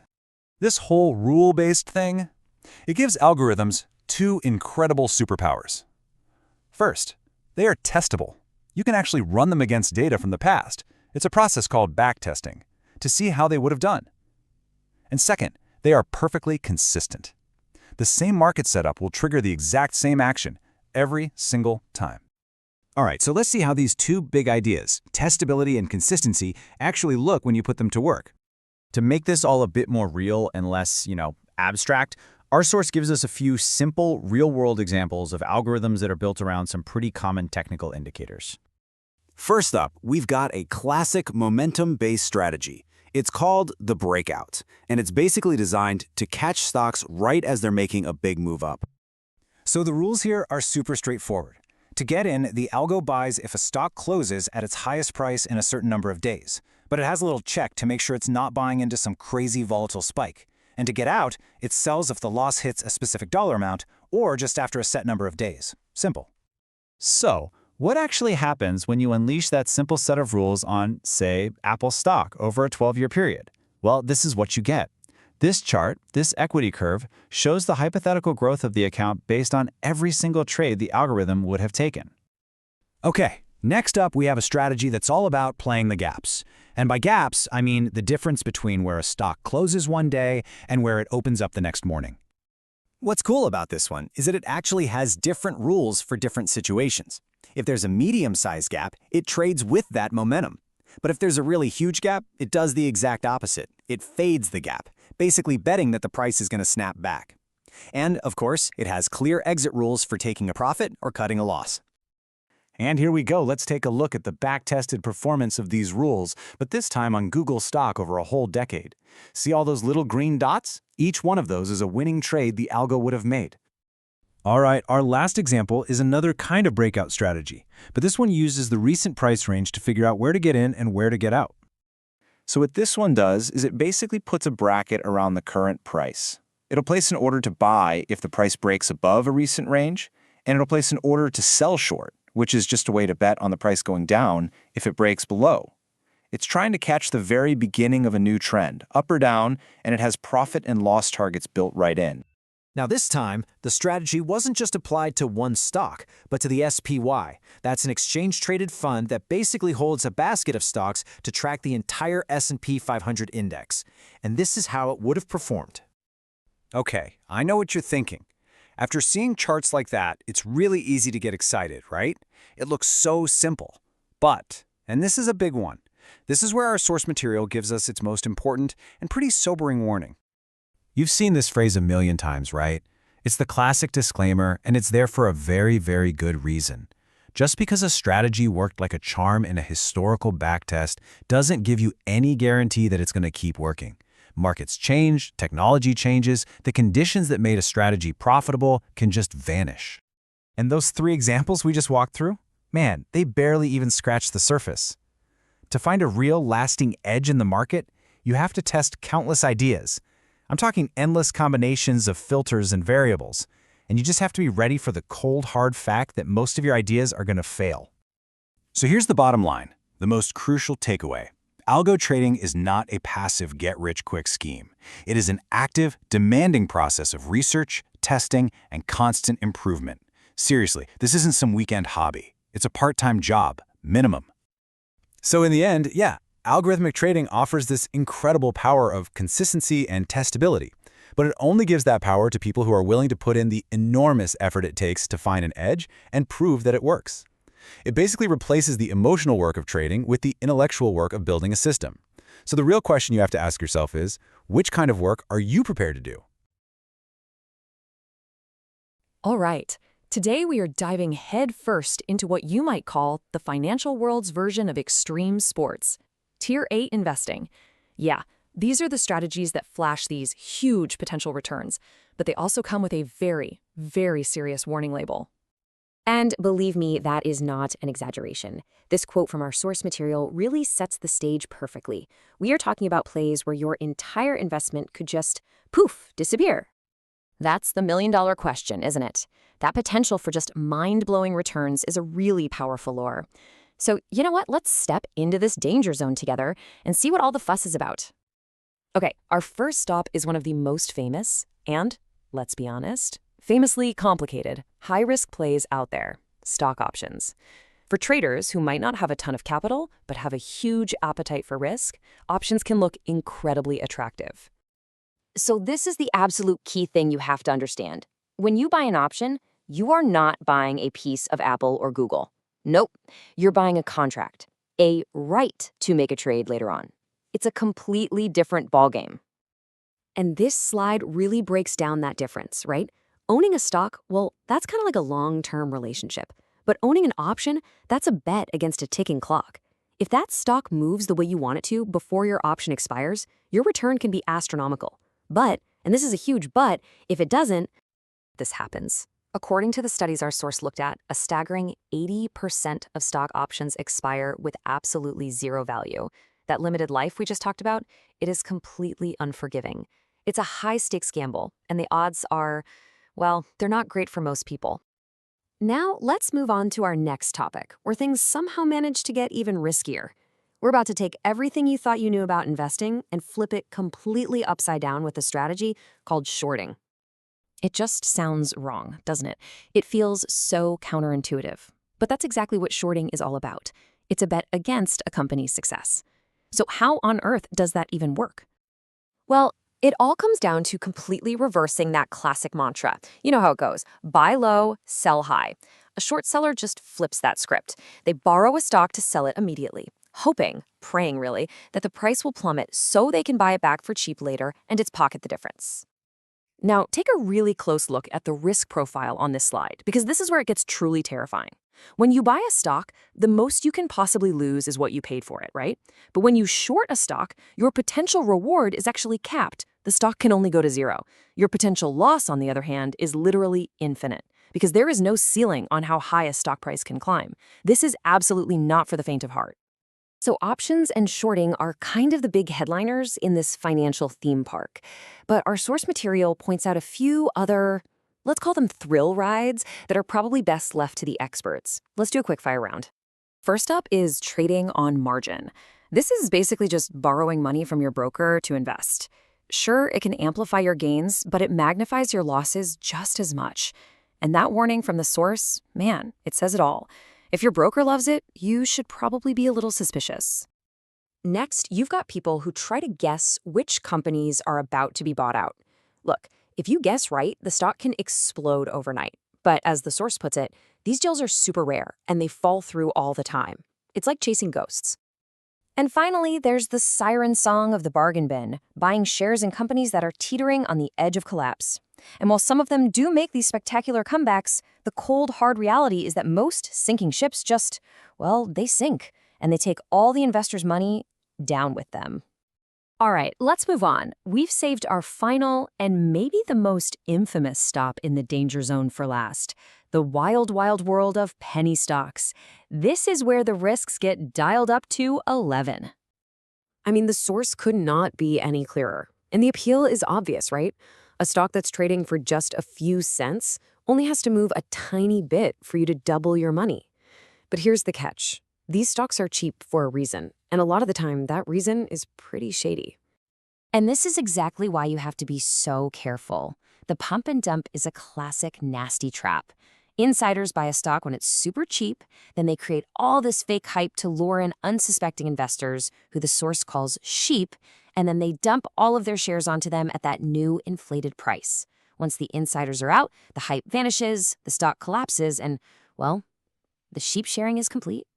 The advice from the source is as simple and direct as it gets. Don't be a sheep. Now, not every single penny stock is a scam, of course, but this is a world where you have to be unbelievably vigilant if you want to avoid getting fleeced. So, after this whole tour through the absolute riskiest corners of the market, what's the big takeaway? How should we even think about these Tier 8 strategies? You know, what's really insightful about this slide is that this is the author's own summary. It lists a few potential strategies with options, but then specifically calls out penny stocks, trading on margin, and buying near bankrupt companies as things to either avoid entirely or be, and I'm quoting here, extremely careful with. Ultimately, that's the question you really have to answer for yourself. We've laid out the mechanics and the absolutely massive risks involved, from options that just expire worthless to straight-up schemes designed to fleece investors. The potential for extreme returns is definitely real, but so is the potential to lose it all. So before you even think about venturing into this danger zone, make sure you know exactly what you're getting into, and please do your own deep, independent research. Thanks for joining me. Hey, welcome. You know, we spend so much time, so many hours, figuring out what stocks to buy. But the one decision that can actually make or break our entire portfolio is the one we barely think about: when to sell. So today, we're going to demystify the art of the exit. We'll show you how to lock in those profits and, just as importantly, protect your capital. Let's dive right in. All right, so picture this. You've put in the hours, you've done all the research, you've found what you think is a winning stock, and you pull the trigger. You buy it. Awesome. But now what? Seriously, what's your plan for getting out? For most investors, that's where the thinking just stops. The focus is always, always on the entry. But a great entry without a smart exit plan, that's only half the battle. And this is exactly why this whole conversation matters so much. The source material for this explainer just hits the nail on the head. It says, nothing is more deflating than watching a previously profitable stock descend into losing territory. And man, isn't that the truth? It's a total gut punch, not just to your wallet, but emotionally too. So today, we're going to build the toolkit you need to make sure that doesn't happen to you. So here's our game plan. First up, we're going to look at your defensive plays. These are all about protecting your cash. Then we'll shift gears and cover strategies for locking in those hard-earned profits. We're also going to touch on one really high-risk gamble that you should probably stay away from. And then we'll wrap it all up by figuring out how you can build your own personal exit plan. Okay, let's start with defense. These first couple of strategies are all about one thing: preserving your capital and cutting down your risk. You can think of these as your financial safety net. They're designed to protect your initial investment before you even start dreaming about the profits. First up, the most fundamental tool in your entire defensive kit: the initial stop. You've probably heard it called a stop loss. It's a price that you decide on beforehand, right when you buy the stock. And if the stock unexpectedly tanks and hits that price, boom, your broker automatically sells it. It's your emergency brake against a catastrophic loss. So how's this work in the real world? It's actually super simple. Let's say you buy a stock at $100. You decide, you know what, the absolute most I can stomach losing is 20%. So right then and there, you place what's called a good till canceled stop order at $80. That order just sits there, hopefully forever, but if disaster strikes, it's your guardian angel making sure you don't lose more than you planned. Now, there's always a trade-off, right? The upside is huge. It's essential protection against a market crash or a stock just falling off a cliff. But the downside?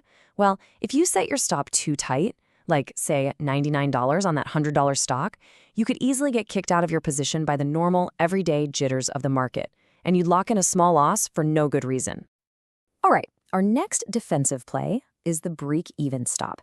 And this one is a powerful psychological move. Once your trade is nicely profitable, you just slide your stop loss up to the exact price you paid for the stock. And just like that, the worst thing that can happen is you break even. It literally becomes a no-lose trade, and that frees up a ton of mental energy. The emotional power here is massive. I mean, on the one hand, it's incredibly satisfying to know you cannot lose money on this trade. It's perfect for a more risk-averse investor. On the other hand, the stock could dip just enough to stop you out for no gain and then immediately take off like a rocket without you. And that can be pretty frustrating if you're trying to catch a big move. Okay, so we've moved from playing defense to playing offense. We're shifting from protecting our initial investment to actively securing our gains. These next two strategies are for when your stock is doing well and you want to turn those paper profits into actual real money in your account. So let me introduce you to the trailing stop. Think of it as a smart stop loss that follows your profits up. You set it a certain percentage or dollar amount below the current price. As the stock climbs to new highs, your stop automatically moves up with it. But, and this is the magic part, it never moves down. It's like a ratchet, only clicking upwards, locking in more and more of your profit. Here's a great example. You bought your stock at 100 and now it's at 120. You could set a trailing stop $10 below the high. So your sell order is now at 110, guaranteeing you at least a $10 profit. Then, if the stock keeps climbing to 140, your stop automatically follows it up to 130. Your guaranteed profit just jumped from $10 to $30, and you didn't have to lift a finger. The big advantage here is pretty obvious, right? It's an amazing tool for anyone who wants to let their profits run while still protecting their downside. The risk, especially in a choppy market, is that a sharp but very temporary dip could trigger your sale right before the stock turns around and continues its climb to the moon. Next up, we have the high point exit, or what some people call a target exit. Now, this is a totally different way of thinking. Instead of selling when the price falls, you're planning to sell when the price rises to a very specific target that you've already set. This is a big favorite for value investors who've done the math and decided this is what the stock is worth, and they plan to sell when it gets there. So let's say you buy at 100, and you tell yourself, if this thing hits 150, I'm out. I'm taking my 50% profit. The upside, you execute your plan perfectly, and you lock in a fantastic gain. Hey, nobody ever went broke taking a profit, right? But the downside? Oh, the downside is the potential for some major regret. If you sell at 150 and that stock just keeps running to 300, well, that happy feeling can turn sour pretty quick. All right, now for our last strategy, and I need to be really, really clear on this one. The source material we're drawing from explicitly warns that this is a high-stakes gamble that is just not suitable for almost anybody. And let's put a number on that warning, just to let it sink in. According to the source, a whopping 99% of all traders and investors should avoid this next approach completely. That is a pretty stark warning, so let's see exactly what it is. This is the no exit at all strategy. Yep, you heard that right. Your only stop loss is at 0. The supposed benefit here is that you'll never get shaken out by a little bit of market volatility. But the risk is absolutely catastrophic. If the company goes under or the stock just crashes and burns, you ride it all the way to the bottom and lose every single penny you invested. So we've covered a lot of ground. We've talked about defensive stops, we've talked about profit-taking tools, and we've talked about one strategy you should probably run away from. So now, let's bring it all home and think about how you can create your own personal exit plan. All right, let's do a quick recap. The initial stop is your shield, right? It protects your capital, but it can be sensitive to market noise. The trailing stop lets you ride a winner and lock in profits, but you might get bucked off the horse a bit too early. The break-even stop gives you great peace of mind, but could mean missing out on some huge gains. The high point exit guarantees your profit, but it leaves you wide open to regret. And that no exit strategy, it's like walking a tightrope with no safety net, a huge gamble with the risk of total loss.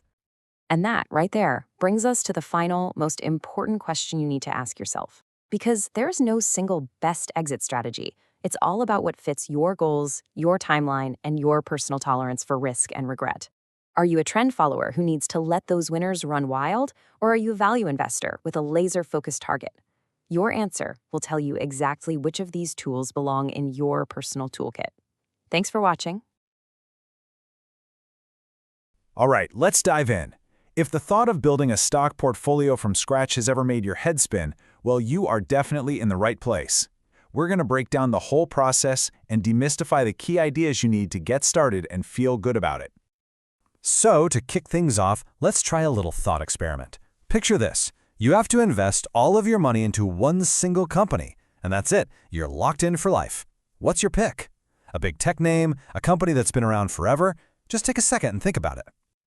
Now, if you're sitting there thinking, whoa, no way, that sounds incredibly risky, then you're exactly right. Your instincts are spot on. Because picking just one company, no matter how amazing it seems right now, is a huge gamble. And that, of course, brings us to this classic bit of wisdom. We've all heard it a million times, right? But when it comes to investing, this isn't just a quaint saying. It is the absolute bedrock of how you build a smart, solid portfolio. Okay, so to really get this, we've got to move past the analogies and learn to speak the language. There are really just 3 key terms that are going to unlock this whole concept for us. Let's tackle them one by one. First up is the big one, diversification. This is the what. It simply means spreading your money out. And not just across different companies, but across totally different parts of the economy. Tech, healthcare, finance, all that stuff. It also means owning different kinds of stocks, like fast-growing companies and older, more stable ones that pay you an income. Next, we have portfolio building. So if diversification is the what, then this is the how. It's the actual hands-on process of choosing your investments and deciding how much goes where to make that diversification happen. This is you putting your strategy into action. And finally, we've got position sizing. And listen, this one is so important. You could have 2 people who own the exact same stocks. Let's say Apple, Johnson & Johnson, and Home Depot, but they can have completely different results. How? Well, it all comes down to position sizing. One person might have 80% of their money in Apple, while the other splits it evenly. It's all about how big of a slice each stock gets in your portfolio pie. Now, here's the really cool part. Diversification isn't just some old folk wisdom that sounds like a good idea. It's actually a scientifically proven Nobel Prize-winning concept. Now really, back in 1952, an economist named Harry Markowitz basically proved with math that you could lower your risk without totally killing your returns. He showed that by combining different investments that don't always move up and down at the same time, you create a much more stable portfolio overall. It was a game changer, and it eventually won him a Nobel Prize. So how many stocks do you really need for this magic to work? Do you have to own hundreds of companies? Well, thankfully, no. Research has shown you get the vast majority of the benefits with a much smaller number. Right now, most experts agree that the sweet spot is somewhere around 10 to 20 different stocks, as long as they're in different industries. All right, so we've got the theory down, we've got the science, but how do we turn all of this into something real? How do you actually go from these ideas to your very first portfolio? Well, for a beginner, there are really 2 main paths you can take. The first is the easy way. You can buy something called an index fund or an ETF. Think of it like a basket that already holds hundreds of stocks for you. You buy one thing, and you're instantly diversified. Then there's the hands-on way. You pick each stock yourself. This gives you more control, for sure, but it also means the job of diversifying is completely up to you. So, if you do go the hands-on route, a balanced portfolio might look something like this. You see how it's split up by sector? Instead of putting everything in tech, for example, your money is spread out across different areas of the economy. This acts like a shock absorber. If one sector has a rough year, the others can help balance it out. But we can take it even one step further. On top of diversifying by sector, you can also diversify by style. This just means you're owning a mix of different types of companies. You've got your growth stocks, the sprinters that are expanding super fast. You've got your dividend stocks, the steady marathon runners that pay you back. And you've got your value stocks, the hidden gems the market might be overlooking. A good mix here just adds another layer of strength. Okay, I know. Sectors, styles, sizing, it can sound like a lot to think about at first. But please, don't let all the details stop you from starting. Because when it all comes down to it, there's one single step that is more important than anything else. So let's just boil it all down. Here's your starting blueprint. Step 1, just commit to being diversified, whether that's with an index fund or by picking your own stocks. Step 2, If you're picking your own, a really simple way to start is just to give each sector a roughly equal weight. And step 3, you can always adjust and rebalance things later as you get more comfortable. The main thing is just to get started. And that really gets to the heart of it all. This is the big takeaway. You don't need to build the perfect portfolio from day one. In fact, nobody can. The most important thing you can do for your financial future is to simply have a diversified portfolio, period. And that brings us right back to where we began. Instead of searching for that one perfect egg to put in one basket, the real goal is to start collecting different baskets. So the only question left to ask is, what's the first one you're going to add? All right, let's talk about something that's absolutely critical for any investor. But honestly, it's so easy to overlook: portfolio maintenance. We're going to cover why that old set it and forget it idea can be a real trap, and how a simple, regular checkup is the key to keeping your investments healthy and ready for the future.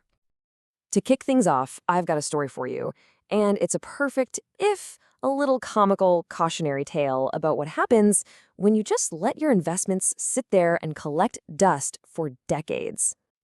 So, first things first, take a quick look at this list. Does anything here ring a bell? You holding any of these in your account? Yeah, I'm going to go out on a limb and say probably not.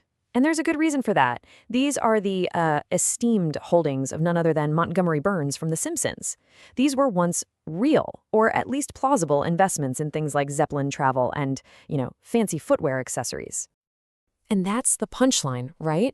After completely ignoring his investments for years and years, Mr. Burns finally decides to check in, only to find out they're all worthless.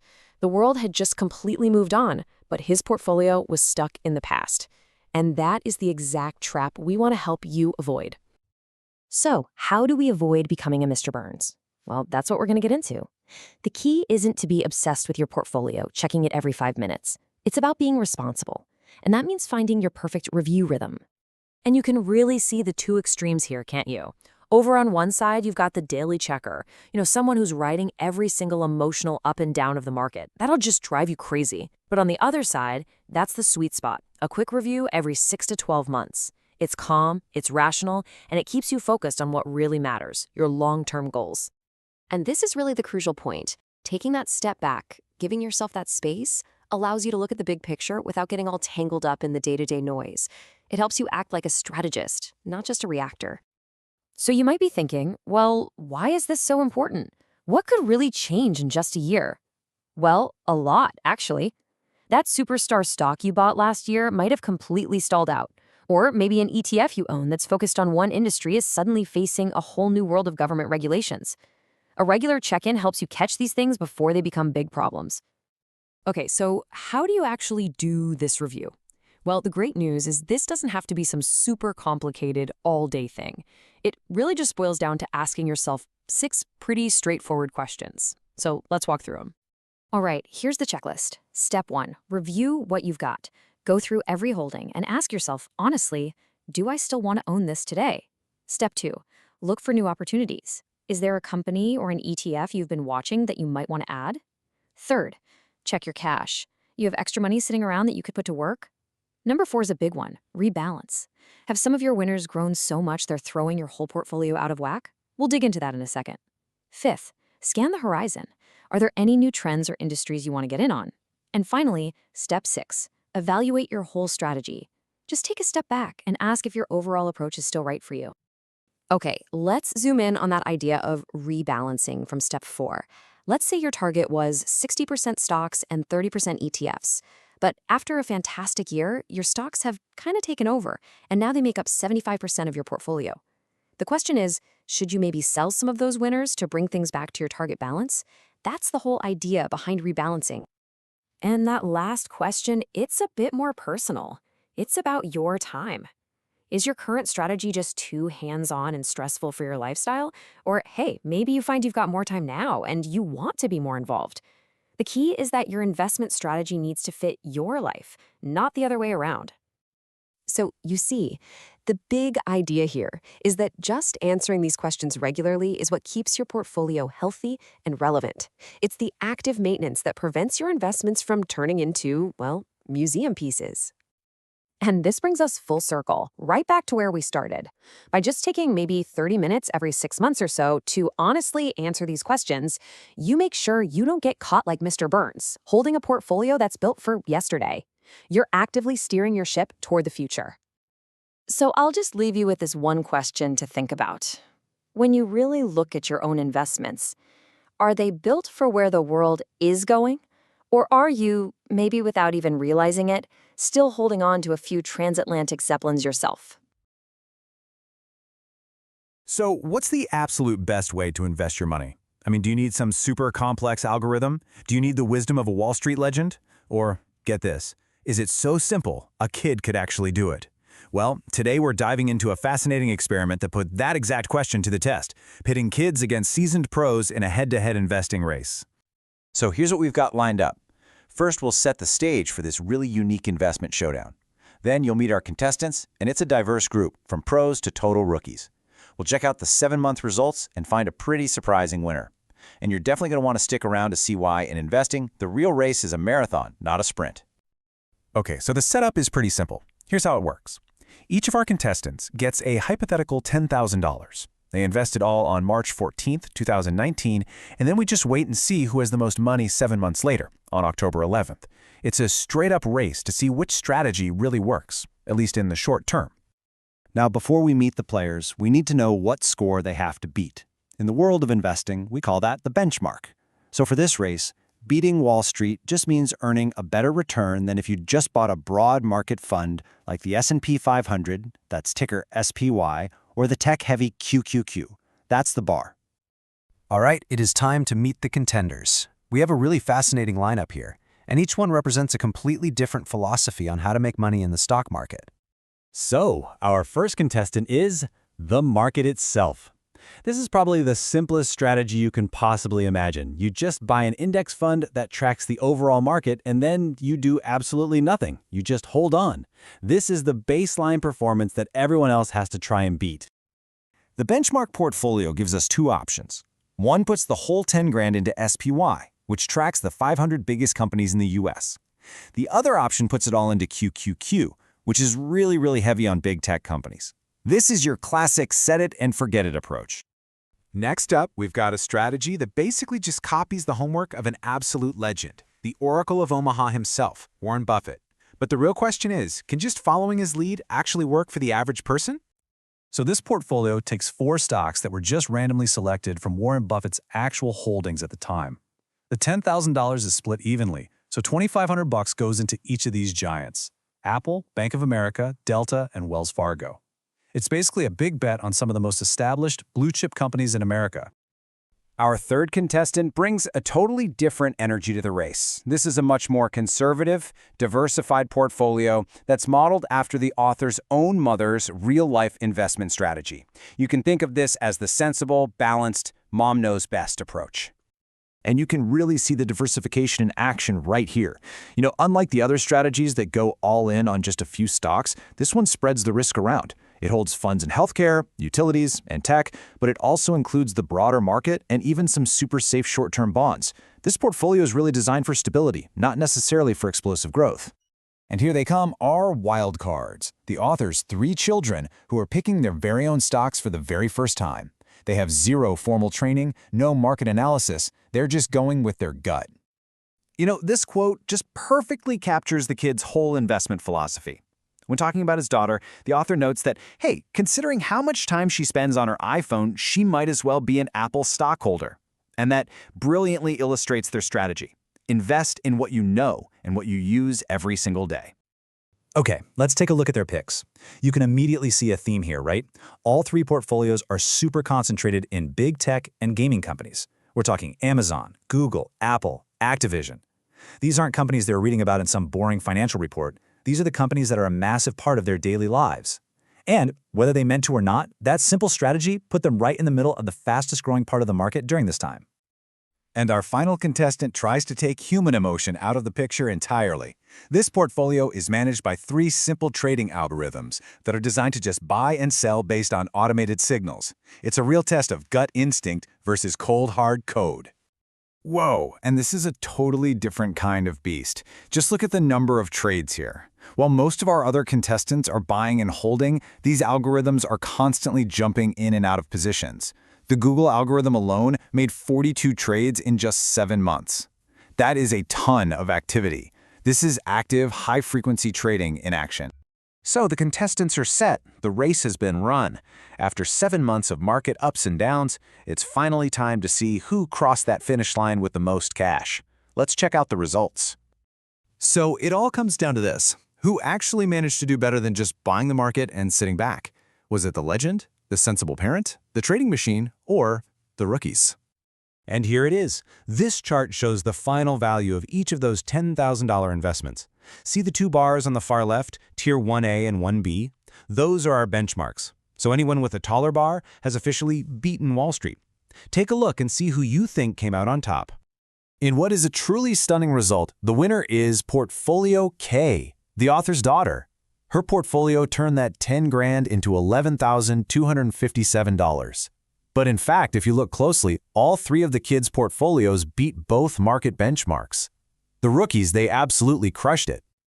But, as any seasoned investor will tell you, 7 months is just a sprint. Real success in investing is measured over years, even decades. So what happened when these portfolios were left to run through all the chaos of the real world? Let's find out. Over the next 2 years, these rookie investors faced some unbelievable tests. First, there was the terrifying COVID market crash in March of 2020. Then the completely wild get-rich-quick hype of the GameStop frenzy. And through all of that panic and excitement, they reviewed their portfolios and made a really crucial decision to just stay the course and hold steady. And wow, did that discipline pay off in a spectacular way. After 2 full years, their returns were just astronomical. Portfolio O was up 116%, K was up 129%, and Portfolio A from the youngest investor was the long-term winner with a staggering 146% return. They didn't just beat the market, they lapped it multiple times. And this, right here, really gets to the heart of the whole story. While those huge returns are amazing, the source material makes it really clear that the most important takeaway is the process. The kids learn to have solid reasons for their decisions, to take responsibility, and most importantly, to stick to their long-term plan without panicking. That's the real lesson here. So it really leaves us with a compelling question. Looking out over the next decade, who would you put your money on? The pro who's copying a legend, the unemotional machine, or the rookie who just invests in great companies they understand for the long haul? The answer might just be simpler than Wall Street wants you to believe. Thanks for joining this explainer. All right, let's just dive right in. We're about to learn from some very expensive lessons. The kind that only come from being in the market for 30 years. But here's the good news. You don't have to pay that tuition. We're going to break down 5 of the biggest, most painful investing mistakes so you can sidestep them completely. You know that feeling, right? You've done the research, you feel great about a stock, you finally pulled a trigger and click buy, and then, almost like someone's watching, the stock starts to tank. It's that gut punch moment where you can't help but think the entire market just waited for you to get in before pulling the rug out. Well, conspiracy theories aside, that feeling is totally universal, and the investor whose wisdom we're tapping into today, he's felt it more times than he can count. He's made some absolutely huge mistakes. But the cool thing is, he learned from them, and now we get to learn from him for free. Okay, let's get into the first big one. This is a trap that feels so smart, so logical when you're doing it. But man, it can be absolutely devastating to your portfolio. It's called averaging down. This right here, this is the little voice in your head that gets so many people into so much trouble.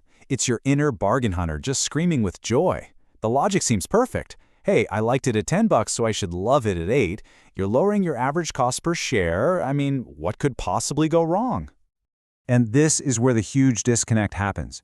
While that little voice in your head is patting you on the back for finding a discount, the market is sending you a very different and often very brutal message. A price that's dropping just means one thing: more people are selling than buying. It's not a sale, my friend. It's a warning sign that something might be fundamentally broken with this company. So, the cure here is to totally flip your perspective. You have to see that price drop for what it is, a red flag. Fight that powerful urge to throw good money after bad. This is your cue to hit the pause button and seriously reevaluate.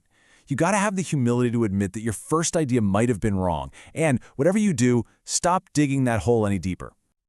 Okay, let's move on to mistake number 2. And this one's kind of the flip side. It's what happens when you actually have a huge winner on your hands. It's this weird psychological trap of thinking your profits aren't, quite real yet. So, picture this. You and a few buddies invest in a company that makes those little dirt devil vacuums. The company goes public, and the stock just goes ballistic. We're talking gains of 5, 6, even 10 times what you put in. You are feeling like an absolute genius. The money is just piling up and up in your account. But here's the painful twist in the story. A few years later, every single penny of those incredible gains had completely disappeared. The stock crashed all the way back down to where they started, or even lower. A life-changing amount of money just, poof, evaporated. And why? Because nobody sold a single share. And this is the excuse you always hear. Well, it was just paper profits anyway. The author of these lessons calls that a loser's way of rationalizing. And he was 100% right. That money was absolutely real. It just hadn't been moved into your checking account yet. So the cure is all about a mindset shift. You have to treat those gains on your screen with the same respect you'd give a giant stack of cash sitting on your kitchen table. You wouldn't just let someone walk in and take that cash, right? So don't let the market take your profits. A super practical tool for this is something called a trailing stop loss. It basically tells your broker to automatically sell if the stock drops by a certain amount, locking in your profits as it goes up. All right, mistake number 3. This one is all about our ego. It's that stubborn, gut-wrenching refusal to just admit you made a bad call and cut your losses. This quote just nails it, doesn't it? You get emotionally attached. That stock isn't just a ticker symbol on a screen anymore. It's a direct reflection of how smart you are. It's proof of your skill. So when it starts going down, admitting you were wrong feels like a personal failure. And so you hang on and you hope for a comeback that might never happen. The cure for this one is pure, cold, hard discipline. First off, you just have to accept that you will be wrong sometimes. A lot, actually. The best investors are. The key is to have an exit plan before you even click the buy button. Decide on your I'm out price, the point where you cut bait, and then make it automatic with a stop-loss order. That way, you take the emotion completely out of the decision. Now for a mistake that feels like the complete opposite of the last one, but guess what? It's also all about the ego, and that's selling your winners way, way too soon. Oh man, there's nothing quite like that rush, is there? You pick a stock, it pops up a bit, and you feel like a rock star. You were right! So you sell, lock in that small profit, and do a little victory dance. But then, you watch in pure agony as that same stock continues to just rocket upward for weeks, for months, leaving a fortune in what-if profits on the table. And this just brilliantly shows how these two mistakes are really just two sides of the exact same emotional coin. Holding on to a loser? That's all about the fear of admitting you were wrong. But cashing in a winner too early? That's about the desperate need to prove you were right. In both cases, your ego is making the decision, not a smart, rational strategy. Okay, on to our final mistake, and it is an absolute classic. We're talking about the danger of taking a hot tip from a friend, your brother-in-law, a colleague, without doing any of your own homework. So here's the story. It's the late 90s, the dot-com bubble is in full swing. A manager you trust, a guy named Jay who's always been solid, gives you a tip on some hot new internet stock. You trust Jay, he's a smart dude. So without asking a single question, you go and buy it. Yeah, you can probably guess where the story is going. The stock completely collapsed. And here's the critical lesson. A stock tip by itself is basically useless information. It's totally incomplete. Think about it. Unless you know the entire plan, when they bought it, when they plan to sell for a profit, and most importantly, where they're going to sell if it goes south, then you're not investing. You're just blindly guessing. So the point isn't that you should never listen to anyone. It's that you have to handle these tips like an adult. Ask for the full plan. If you decide to go for it, you have to commit to following their plan to the letter. And the biggest rule of all, you have to take full ownership. It is your money. It's your decision. You can't blame the person who gave you the tip if it all goes wrong. So when you put all these lessons together, you start to see a very clear picture of how a real pro thinks. It's not about being some kind of genius who's right all the time. Not at all. It's about having a system, a discipline, It's about cutting your losers without a second thought, letting your winners ride, and getting your ego the heck out of your decision-making. It's about having a plan for every single trade you make. And really, that's what it all boils down to. When you let your emotions take over, when you average down on losers, when you trade on half-baked tips without a plan, you're not investing, you're gambling. A real investor has a process. So the only question left to ask yourself is, which one are you? You know, when you hear people talk about investing, it's almost always about the upside, right? The thrill of the win, picking that next big stock, and just watching your account balance go up, up, up. But what about when that roller coaster takes a dive? That's what we're going to talk about today. The other side of investing, the part that's a lot more challenging, and how you can actually have a plan to survive it. And yeah, this is the thing we've got to get comfortable with right from the start. Investing can, and you know what? It often does go wrong. And look, this isn't just a warning for the newcomers. Even the most seasoned investors out there, the real graybeards of the market, they all have their war stories. Just accepting this reality, that's the absolute first step to becoming a resilient investor. All right, so let's get into the nitty-gritty. We're going to break down the 3 most common ways your investment journey can get completely derailed. And these aren't just about the numbers on a screen. These are emotional, psychological hurdles that, believe me, every single one of us has to face. Okay, so here they are, the big 3 we need to watch out for. That inevitable general market crash, the incredibly frustrating trap of impatience, and the quiet, creeping danger of neglect. Let's dive right into that first one, the one everyone dreads. First up, the big one. If you're planning to invest for any real length of time, you will live through a market crash. It's not a question of if it's going to happen, it's just a question of when. So really, the only way to play it is to just expect it. And believe me, when a crash hits, it can feel absolutely brutal. I mean, you could be looking at 10, 20, maybe even 50% of your hard-earned money just, poof, disappearing from your account. Seeing a drop like that on your statement, that's more than just a little unsettling. It's a gut punch that can really shake even the most confident investor. And here's the kicker. This kind of thing almost never happens when it's convenient. It's like Murphy's Law was written specifically for the stock market.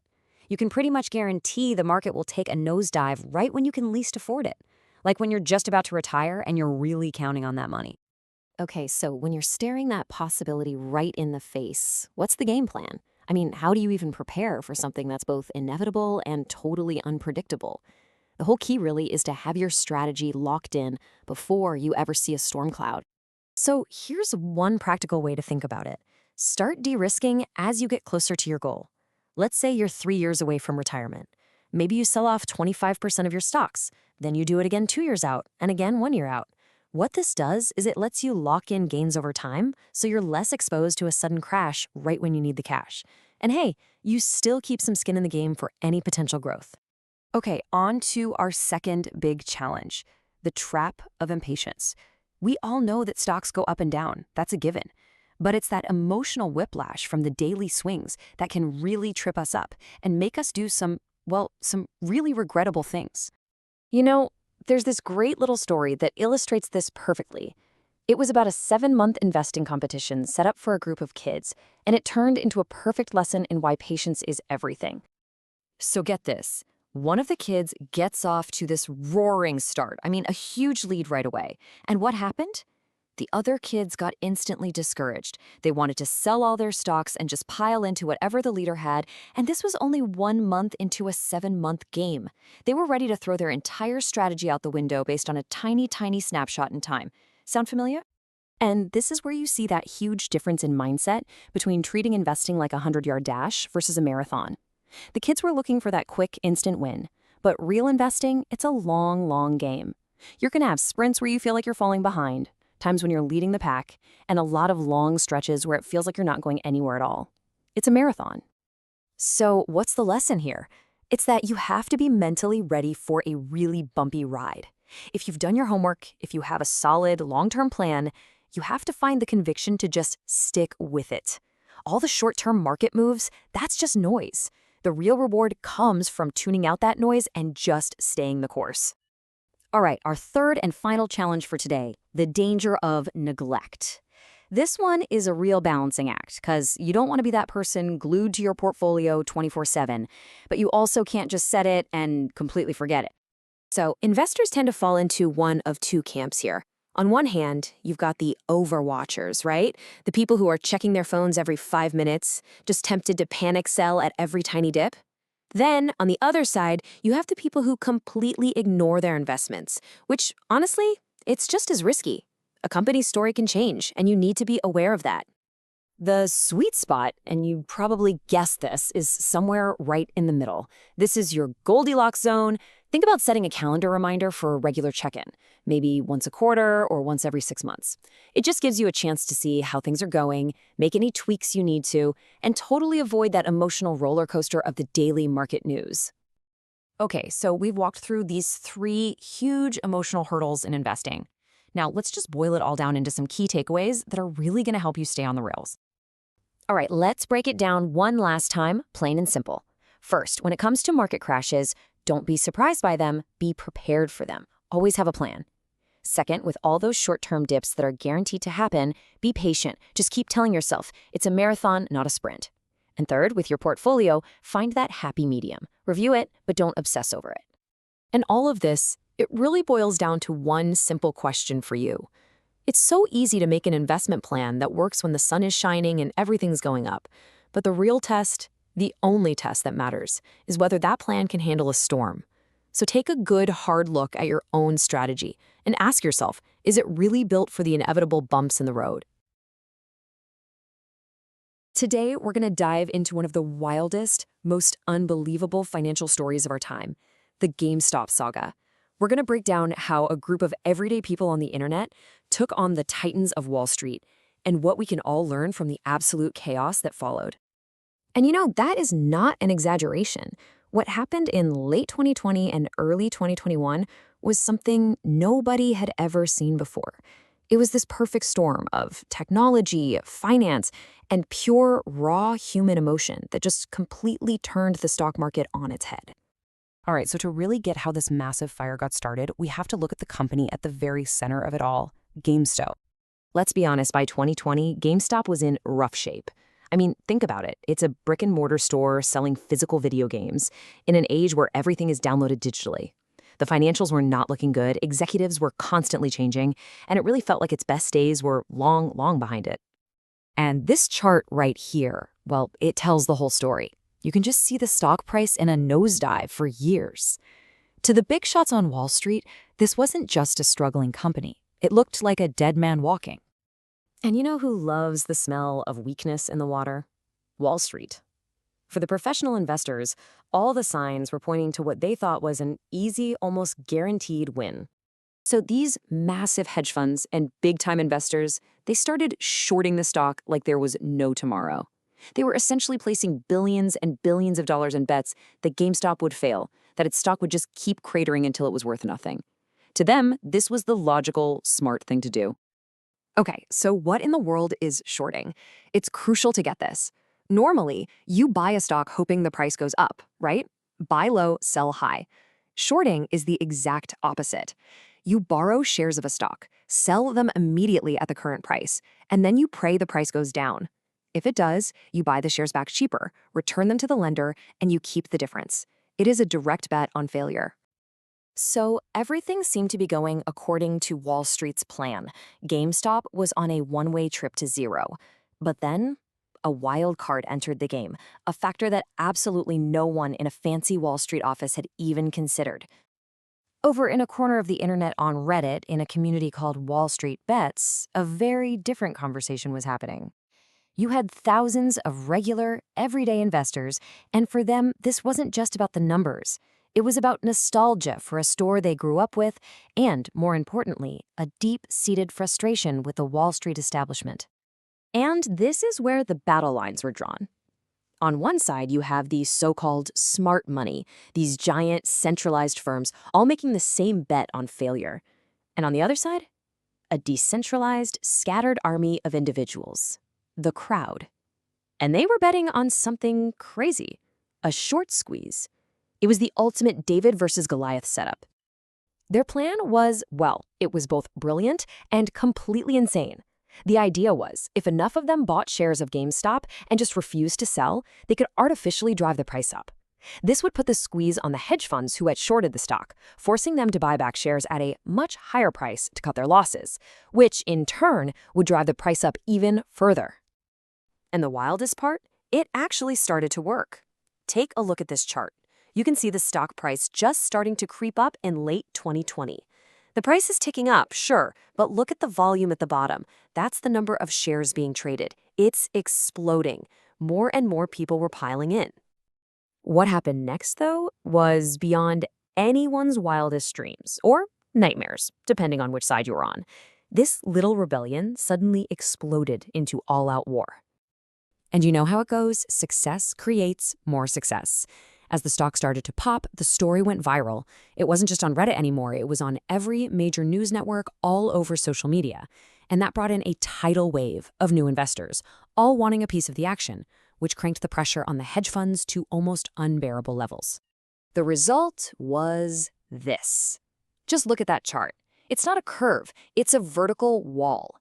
In just a matter of weeks, the stock of this company that everyone thought was failing skyrocketed by a factor of 100. A stock that was trading in the single digits was suddenly worth hundreds of dollars a share. It was absolute pure mayhem. And for the Wall Street firms that bet against GameStop, it was a bloodbath. We're talking catastrophic losses. Some of these huge hedge funds lost so much money so fast that they actually needed bailouts from their competitors just to stay alive. The smart money didn't just get it wrong. They got run over by a steamroller driven by the internet. So, wow. Now that the dust has settled a bit, what can we actually learn from all this madness? What are the real takeaways from this wild ride?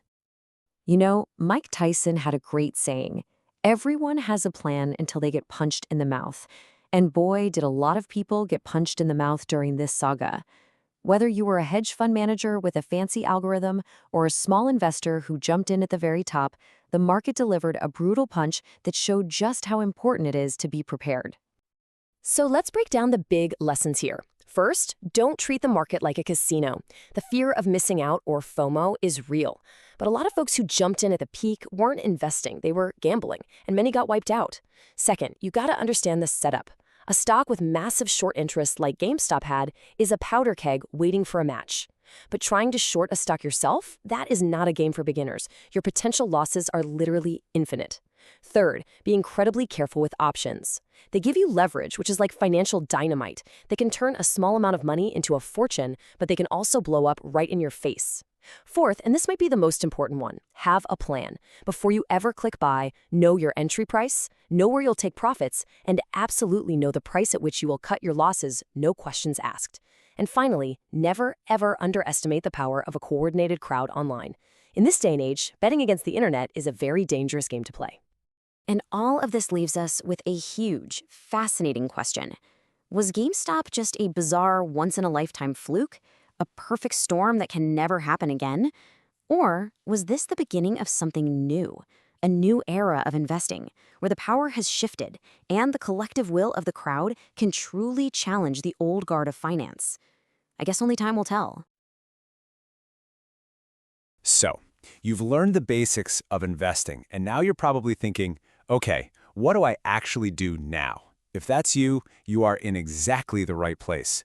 Today, we're going to build that bridge from knowing to doing. Let's get into it. This is the big question, right? You've done the homework, you get the concepts, but that next step can feel, well, a little fuzzy. So today we are going to cut right through that fog and give you a crystal clear map to get from theory to your very first investment.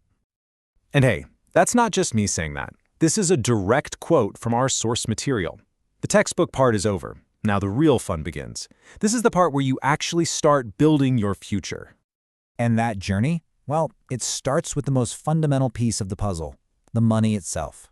Before we get into stocks or markets or anything like that, we have to talk about getting your capital ready. Look, before you even think about which stocks to pick or what app to use, you need the fuel for the engine. The number one absolute first step is to get your trading capital together. This is the money you're actually going to put to work.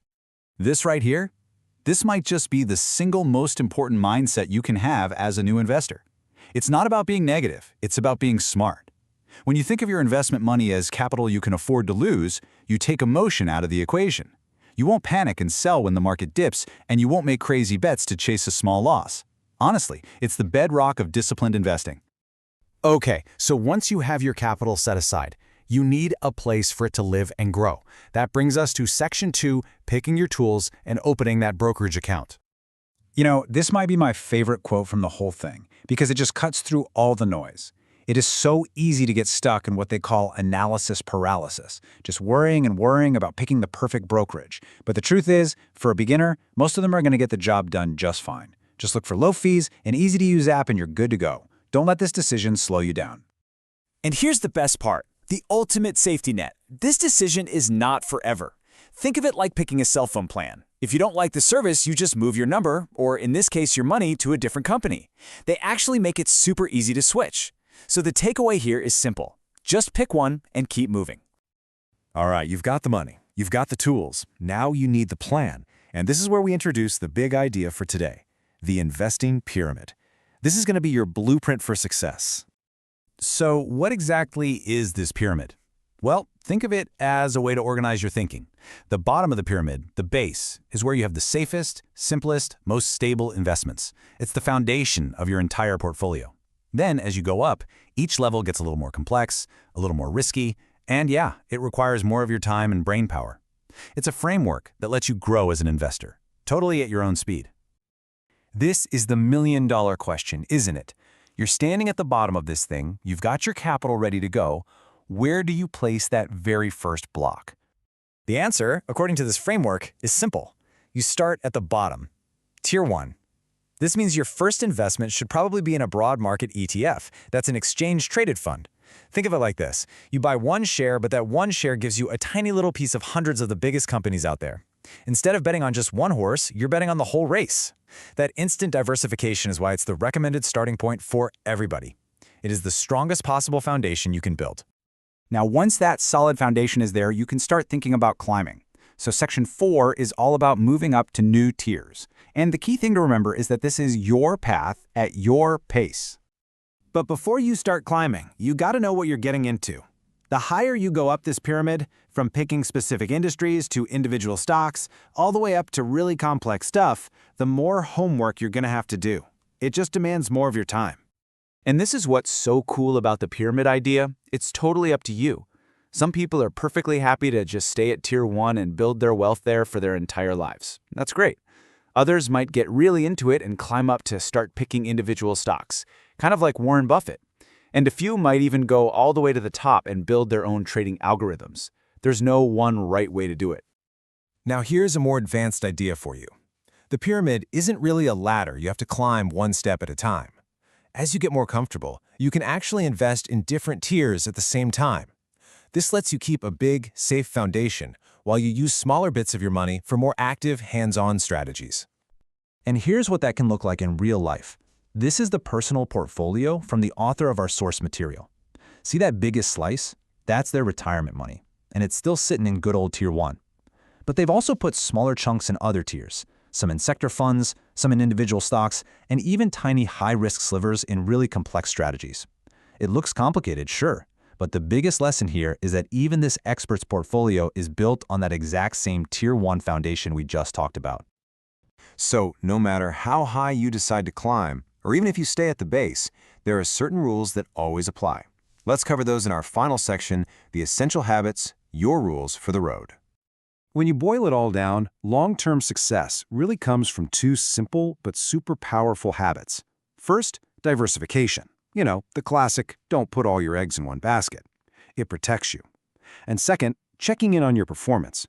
You have to be an engaged owner of your money. But as we're about to see, there's a big difference between being engaged and being obsessed. And this slide really nails that balance with the watched pot problem. If you check your portfolio every single day, the normal ups and downs of the market will absolutely drive you crazy, trust me. But on the other hand, if you just ignore it for 6 months or a year, you're not really being responsible with your hard-earned money. The sweet spot? It's somewhere in the middle. Checking in maybe once a quarter or a couple times a year. That's perfect. So let's bring it all home. What's the final blueprint? It's this simple 3-step plan. Number 1, get your capital ready. Money you can afford to lose. Number 2, open a brokerage account and don't overthink it. And number 3, lay your first stone. Start at Tier 1 with a simple benchmark ETF. The learning is done. The blueprint is right here in your hands. Now, the only thing left to do is to start building. Your pyramid is waiting. So the only question left is, what's your first block going to be?